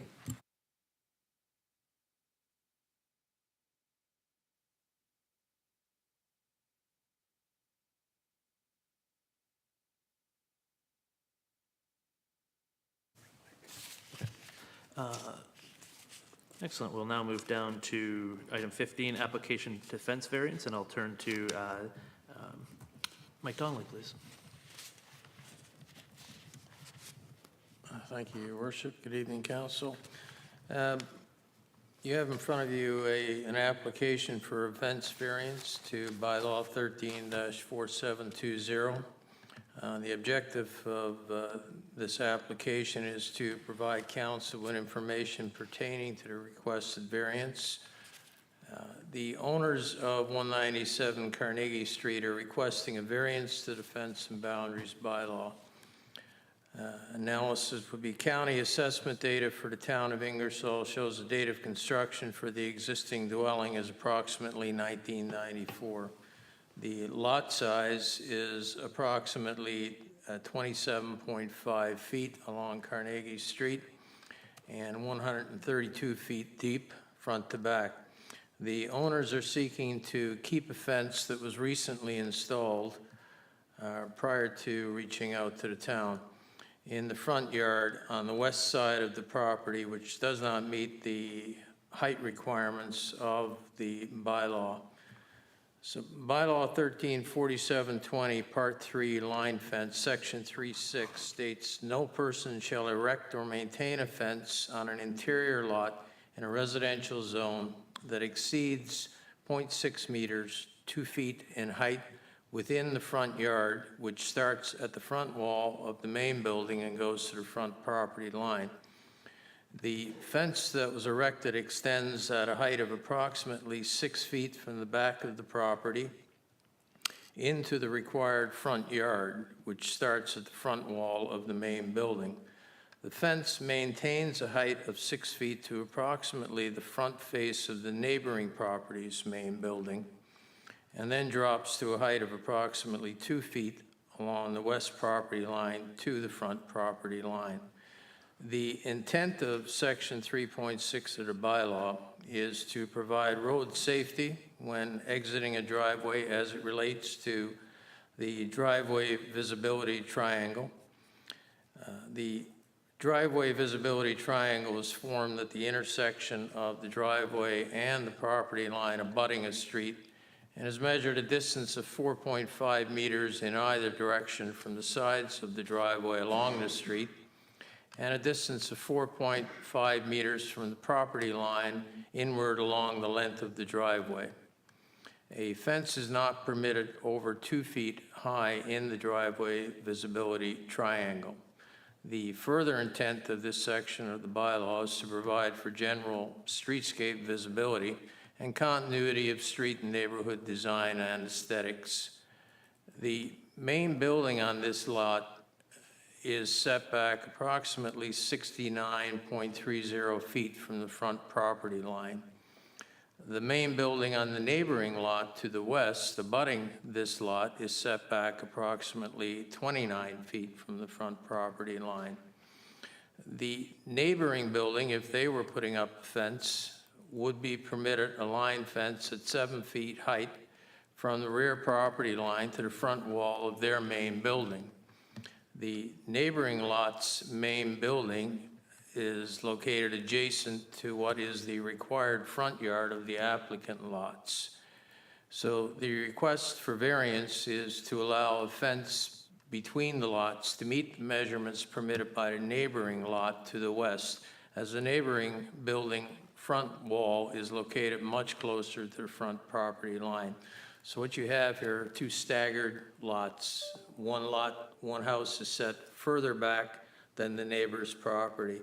It's the exact same fence, but if the neighbor closer to the road applied for it, they could build it right up to the front of their house. So the neighbor to the back, according to the way the bylaw is written, can only put it to the front of theirs, which doesn't really make a whole lot of sense. But the way the bylaw is written now, we do have to follow that. All right, so because of that, we're here asking for the variance. So recommendation from staff on this is that report BD 00125 be received as information. And further is staff's recommendation that this application for variance be approved as follows. The line fence on the west side of the lot is permitted to extend into the required front yard out of a height not to exceed 7 feet from the rear property line to a point set back from the front property line of 29 feet. The remaining portion of this fence, 29 feet, located in the required front yard, is not to exceed a height of 2 feet to the front property line. That 29 feet corresponds to the setback of the neighboring property to the front of their house. Attached to the application, you will find the aerial photos of the properties, lot surveys for both 195 and 197 Carnegie, and the bylaw photos that were taken on November 7th by the bylaw officer as a result of a complaint listed against the property by one of the neighbors. If you have any questions, I'd be happy to answer. Thank you very much. Any questions of the report? Councillor Hughes. Thank you. So you answered the question I was going to ask, so if And you don't have a question. Thank you very much. just for clarification, that if the neighbor to the west had built this fence up, that would be following everything in the bylaw, that, yeah, okay, That's correct. okay. And then the remaining fence that is extending out to the front of the property line, I should say, is within the bylaw restriction of 2 feet or up to 2 feet high to the property line or the road allowance. Is that correct? That is correct, and there are pictures attached that were supplied by the bylaw officer. Yeah. Okay. Showing that that portion of the fence is less than 2 feet. Okay, perfect. Thank you. Any further questions? Seeing none, Councillor Van Kooten-Bosens, please. Thank you, Mr. Mayor. Moved by myself, seconded by Deputy Mayor Wilson, that the Council of the Corporation of the Town of Ingersoll receive Report B-013-25 as information, and that the Council approve the application for variance as follows. The line fence on the west side of the lot is permitted to extend into the required front yard at a height not to exceed 2.13 meters or 7 feet from the rear property line to a point setback from the front property line of 8.84 meters or 29 feet. The remaining portion of this fence, 8.84 meters or 29 feet, located in the required front yard is not to exceed a height of 0.6 meters or 2 feet to the front property line. Thank you very much. Discussion? All those in favor? Opposed? That's carried. That'll take us down to item 16, which is B-014-25, proposed amendment to building bylaw. I will turn that back over to Mike Donnelly. Is there anything to add that's not included in your report, sir? No, not at this point. The recommendations that were provided to you, briefly, the intent when we amended the bylaw 3 years ago, we created a multi-year bylaw at that point so that we knew what we were looking at for fees going forward. Because we created a multi-year bylaw, we had to temporarily take the clause out that allowed for an annual increase based on consumer price index. So the intent now is to put that clause back in. However, there are a couple of options available to you.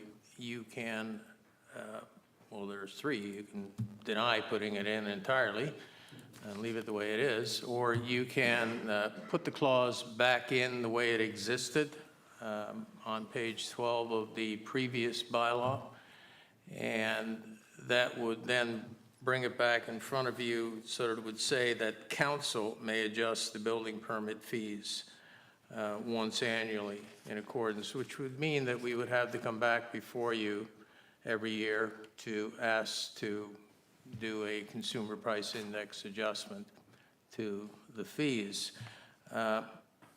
In relation to that clause, I took it upon myself to take a look at some of what the surrounding municipalities are doing in their bylaws and how they're incorporating having to do with consumer price indexes.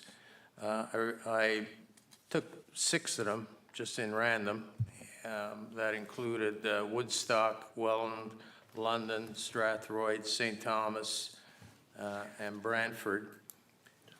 5 of them have changed their clause or have always had the clause that it was up to the chief building official to determine whether it was warranted to increase the fees for that given year.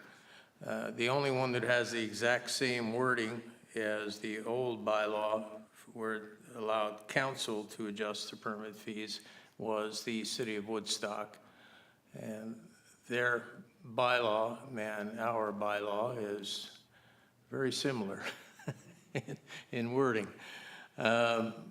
So the recommendations are twofold. One is that you can put back in, if you choose to, that the option 1, council may adjust the building fees for any and all classes of permits in the bylaw once annually. in accordance with the Consumer's Price Index as published by Stats Canada. Such adjustment to the fees shall not require an amendment to the bylaw nor require a public meeting. The second option available to you is to align with other municipality best practice, as I was just pointing out to you, as well as our own Town of Ingersoll fees and charges bylaw, 25-5422, Part 3, dealing with annual fees and charges adjustment that allows for, and Danielle can correct me if I'm wrong on this, but based on the third quarter consumer price index of the previous year to allow for an automatic adjustment to the fees and charges bylaw. So based on that, the wording would be on February 1st of each year, the building permit fee rates for all classes of permits may be adjusted in accordance with the Consumer Price Index as published by Stats Canada for the previous year. Such adjustment to the fees shall not require an amendment to this bylaw nor require a public meeting. Flat fees will be rounded up to the nearest dollar amount, and all other fees shall be rounded up to the nearest cent. Adjusted fees shall be posted on the corporation's website. And in case you are interested in the StatsCan and what the Consumer Price Indexes have been, I went back 15 years on the Consumer Price Indexes. Mr. Dolly, not to interrupt, but just in the interest of time, I believe we do have a motion that is based off your recommendation. Oh, we have a motion? Okay. I think that, yeah, Deputy Mayor is ready, and not to cut you off, but yeah, I think no, that... No, I'm fine with cutting me off. Don't you worry. Not a problem. I'll leave that to you then. If you have any questions, I'd be happy to answer. Is there any questions before Deputy Mayor Wilson? Deputy Mayor Wilson, motion, please. Moved by myself, seconded by Councillor Bowman, that the Council of the Corporation of the Town of Ingersoll receive staff report B-014-25 as information, and that Council approve the amendment to Building Bylaw 23-5260 and the insertion of a new clause under Section 3, fees, as follows. In order to align with other municipal best practice, as well as the Town of Ingersoll Fees and Charges Bylaw 25-5422, Part 3, Annual Fees and Charges Adjustment, the wording would be as follows. 3.7 Annual Fee Adjustment on February 1st of each year. The building permit fee rates for all classes of permits may be adjusted in accordance with the Consumer Price Index as published by Statistics Canada for the previous year. Such adjustment to fees shall not require an amendment to this bylaw nor require a public meeting. Flat fees will be rounded up to the nearest dollar amount. All other fees shall be rounded up to the nearest cent. Adjusted fees shall be posted on the corporation's website. Thank you much. Discussion? And all those in favor? Opposed? That is carried. Thank you very much. And that takes us down to number 17, the encroachment agreement, 305 Hall Street. Clerk's Department. I'll turn that over to the Clerk's Department. I'll be very brief. This is in front of council. The Land Division Committee at Oxford County recently conditionally approved a consent at 305 Hall. One of the conditions is that the owner enter into an encroachment agreement with the town. There is a structure on the property that is encroaching onto the Tuna Street right-of-way. Engineering has reviewed, they have no concerns, and so to move the severance forward, we are seeking council's approval to enter into this encroachment agreement with the property owner. It will be registered on the title of the property and subject to all the agreement requirements as attached to the report, but happy to answer any questions. Thank you very much. Any questions of the report? Seeing none, Councillor Bowman, please. Thank you. Moved by myself, Councillor Bowman, seconded by Councillor Hudson. The Council of the Corporation of the Town of Ingersoll receives staff report C-046-25 as information, and that Council approve the encroachment on the Tuna Street road allowance legally described as Part 1 as shown on Plan 441R-10905, and further that Council authorize the Mayor and Clerk to execute the attached encroachment agreement with the owners. Thank you very much. Discussion? All those in favor? Opposed? That is carried. Move to number 18, OP 023-25. I will ask council if there's any questions of the report. No. Is there anything that staff would like to highlight on that report? Nothing further here. Thank you. Councillor Hudson then, please. Thank you. Moved by myself, seconded by Councillor Hughes, that the Council of the Corporation of the Town of Ingersoll receive staff report OP-023-25, 023-25 as information, and that the roads and limits noted in Table 1.1 herein be designated as reduced load roads in accordance with the reduced load limit requirements as set out in Section 122 of the Highway Traffic Act by bylaw. Thank you very much. Discussion? All those in favor? Opposed? That is carried.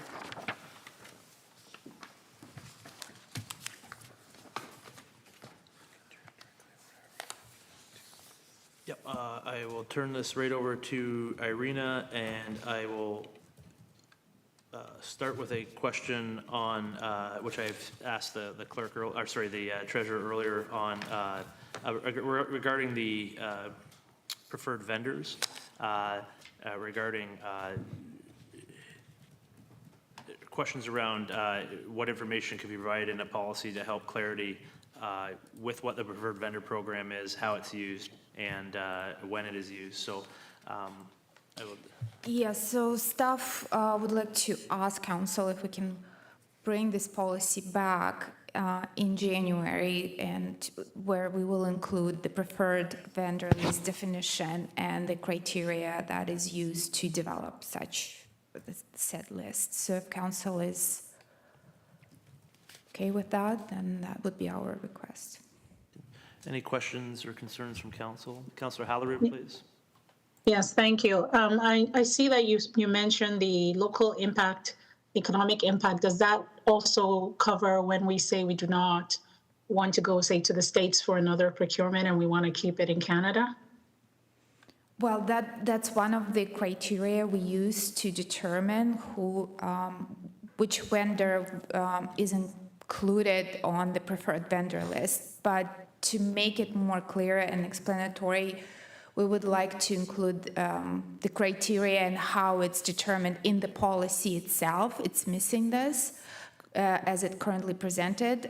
So we'd like to amend the policy to include all these criteria and the definition for the preferred vendor, if council is okay with that. Okay. I just want to make sure, follow up, it eliminates the need for us to put that motion back on the floor where we are asking, Councilor Hughes and I were working on that motion where we're asking that we kind of sever ties with existing vendors and make sure that in the future we're only dealing with Canadian vendors. So just wanted to clarify, if we don't need to bring that back and it's going to be written into this policy, then I approve this. I support this. So just to clarify, there is changes made in the policy to those effects to try to limit as much as possible under the current allowable limits to be able to do that. So that is correct. Any further questions? Councillor Hughes. Thank you. Moved by myself, Councillor Hughes, seconded by Councillor Hallerow, that the Council of the Corporation of the Town of Ingersoll receive staff report T-026-25 Procurement of Goods and Services Policy and Bylaw Update as information. And further, that Council directs staff to include the discussion, to include the discussed information regarding preferred vendors and bring back the amended policy and bylaw at a future meeting of Council for consideration. Thank you very much. Discussion? All those in favor? Opposed? That is carried. Call back in Councillor Bowman.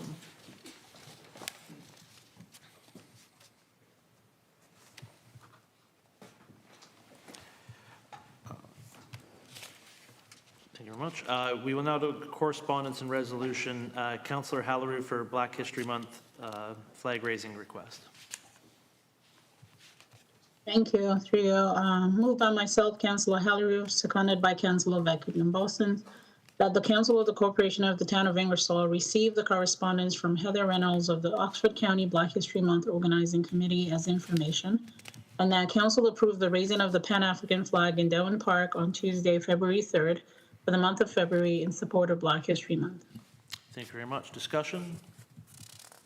All those in favor? Opposed? That is carried. Councillor Van Kooten-Bossen's, the information regarding the rail cam, please. Thank you. Moved by myself and seconded by Deputy Mayor Wilson that the Council of the Corporation of the Town of Ingersoll receive the correspondence from Miranda Guittard regarding rail cam live stream as information. Thank you very much. Staff have talked to rail cams and of addressing that information, those concerns? Yes, that's correct. We've been following RailCams has modified their process that they currently do and have accommodated for sound and for pixelization of any areas. So we believe they're accommodating agreement as was established and that they signed previously. Thank you very much. Further discussion? All those in favor? Opposed? That's carried. And item number 22, Deputy Mayor Wilson, the Honorable Rod Flack. Moved by myself, seconded by Councillor Bowman, that the Council of the Corporation of the Town of Ingersoll receive the correspondence from the Honorable Robert Flack, Minister of Municipal Affairs and Housing, as information. Thank you very much. Discussion?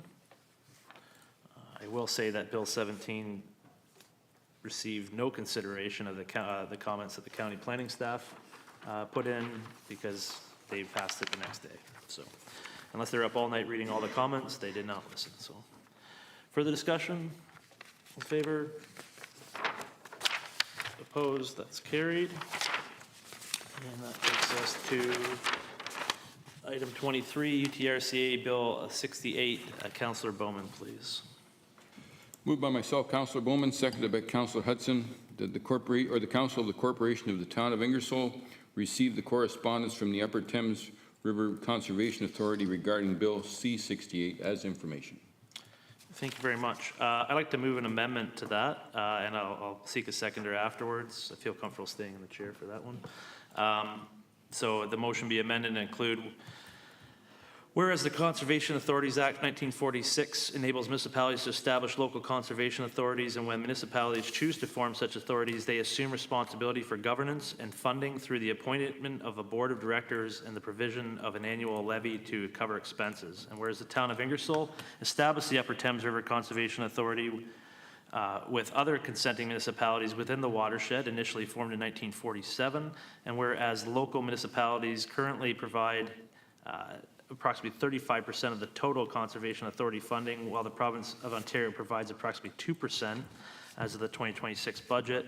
And whereas municipalities have governed and invested local ratepayer funds in their respective conservation authorities for decades, tailoring programs to service to local watershed needs and maintaining accountable service standards and ensuring fair and predictable costs for ratepayers, and where conservation authorities collectively own and manage thousands of acres of land, many of these properties entrusted to UTRCA for long-term protection, stewardship, and public good, with the expectations that such lands will be cared for by locally governed conservation authorities, and where Bill 68, Schedule 3, proposes the creation of an Ontario Provincial Conservation Agency, a Crown Corporation that would assume governance responsibilities and consolidate Ontario's 36 conservation authorities into 7 regional authorities with municipal cost apportionment yet to be defined.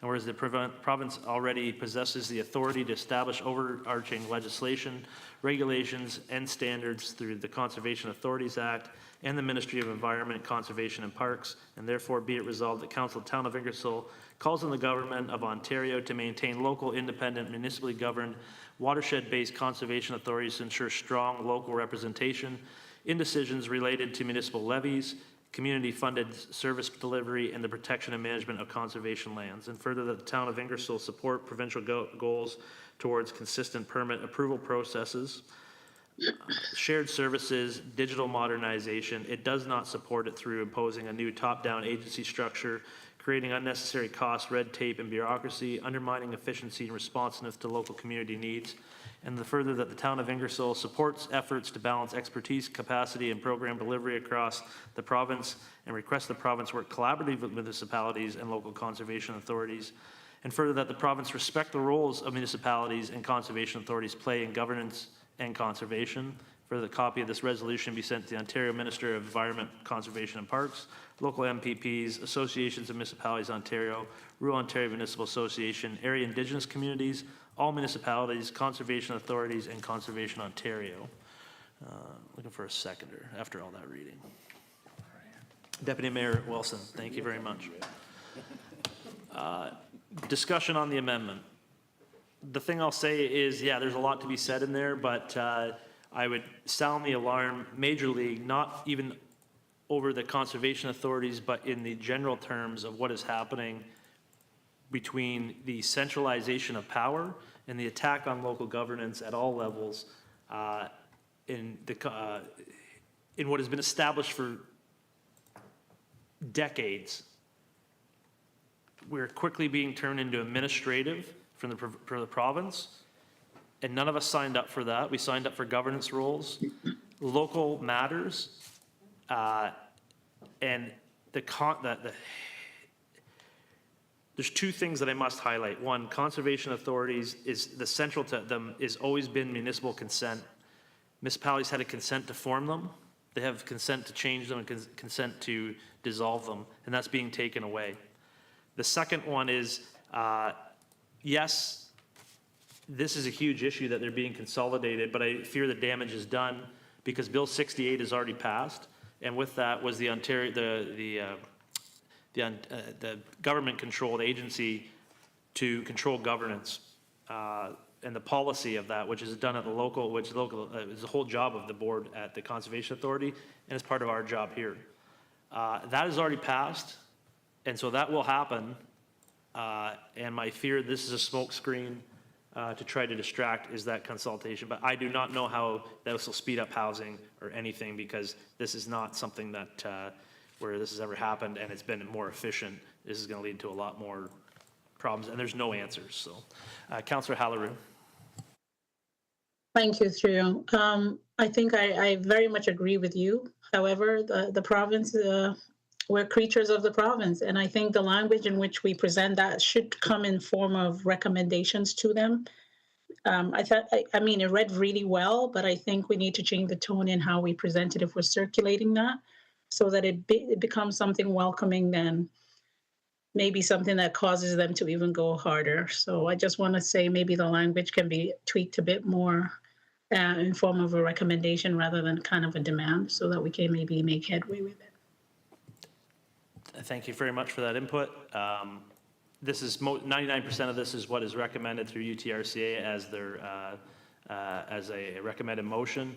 I think the time for being nice is over. The province had no want to consult on this. They have no want to consult on planning legislation. They have total disrespect for municipalities and everybody at this table. And I think the time before it's over and we have no responsibility left and we just get to hand out bills to our residents is now to say it's enough. And that's my view on why I've strengthened a little bit of that and added the part about respect, because we are elected to represent people. Everybody on a Conservation Authority Board, for the vast majority, is elected an official, and that ability to have that local input is being stripped away, and the powers of ministers to be able to change things are being solely put in their hands with no limitations. They can change things outside the Planning Act that don't even meet that. So I would caution about taking too soft approach on this, because when all of our abilities are taken away, there will be nothing left besides handing a bill to our residents from central command at the province, and that's not something I'm interested in. Any further discussion? All those in favor of the amendment? Opposed? That passes. Now the amended motion. I will not read it again. So the motion as amended, any further discussion on that? All those in favor? Opposed? That is carried. Thank you. United Glengarry's Stormont, Councillor Hudson, please. Thank you. Moved by myself, seconded by Councillor Hughes, that the Council of the Corporation of the Town of Ingersoll receive the correspondence from the United Counties of Stormont, Dundas, and Glengarry regarding conservation authorities as information. Thank you very much. Discussion? I've asked for this to be brought forward just as more highlight. The message is the same from every conservation authority out there, that this is not good, this will not lead to anything better, and there's been no consultations, and it's not good, so that's why it's there. All those in favor? Opposed? That's carried. And I am going to hand over the chair to Deputy Mayor Wilson.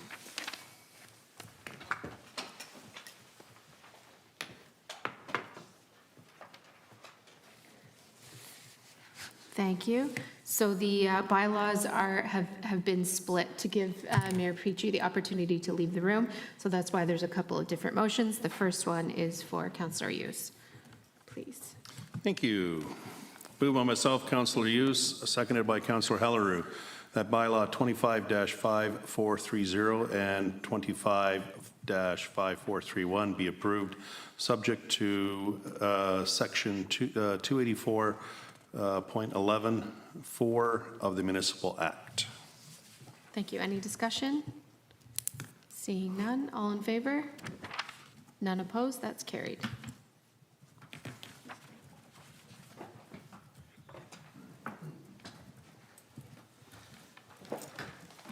And Councillor Hughes, please.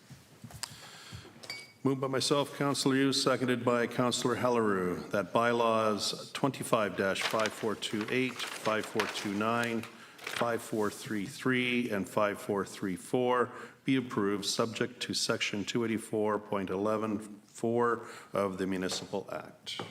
Thank you very much. Discussion? All those in favor? Opposed? That is carried. Councillor Helleroo to adjourn, please. Thank you. Trio, moved by myself, Councillor Helleroo, seconded by Councillor Bowman, for the Council of the Corporation of the Town of Ingersoll adjourn the December 8th, 2025 regular meeting of Council at 10:12 p.m. Much discussion? All those in favor? Opposed? Thank you very much, Council.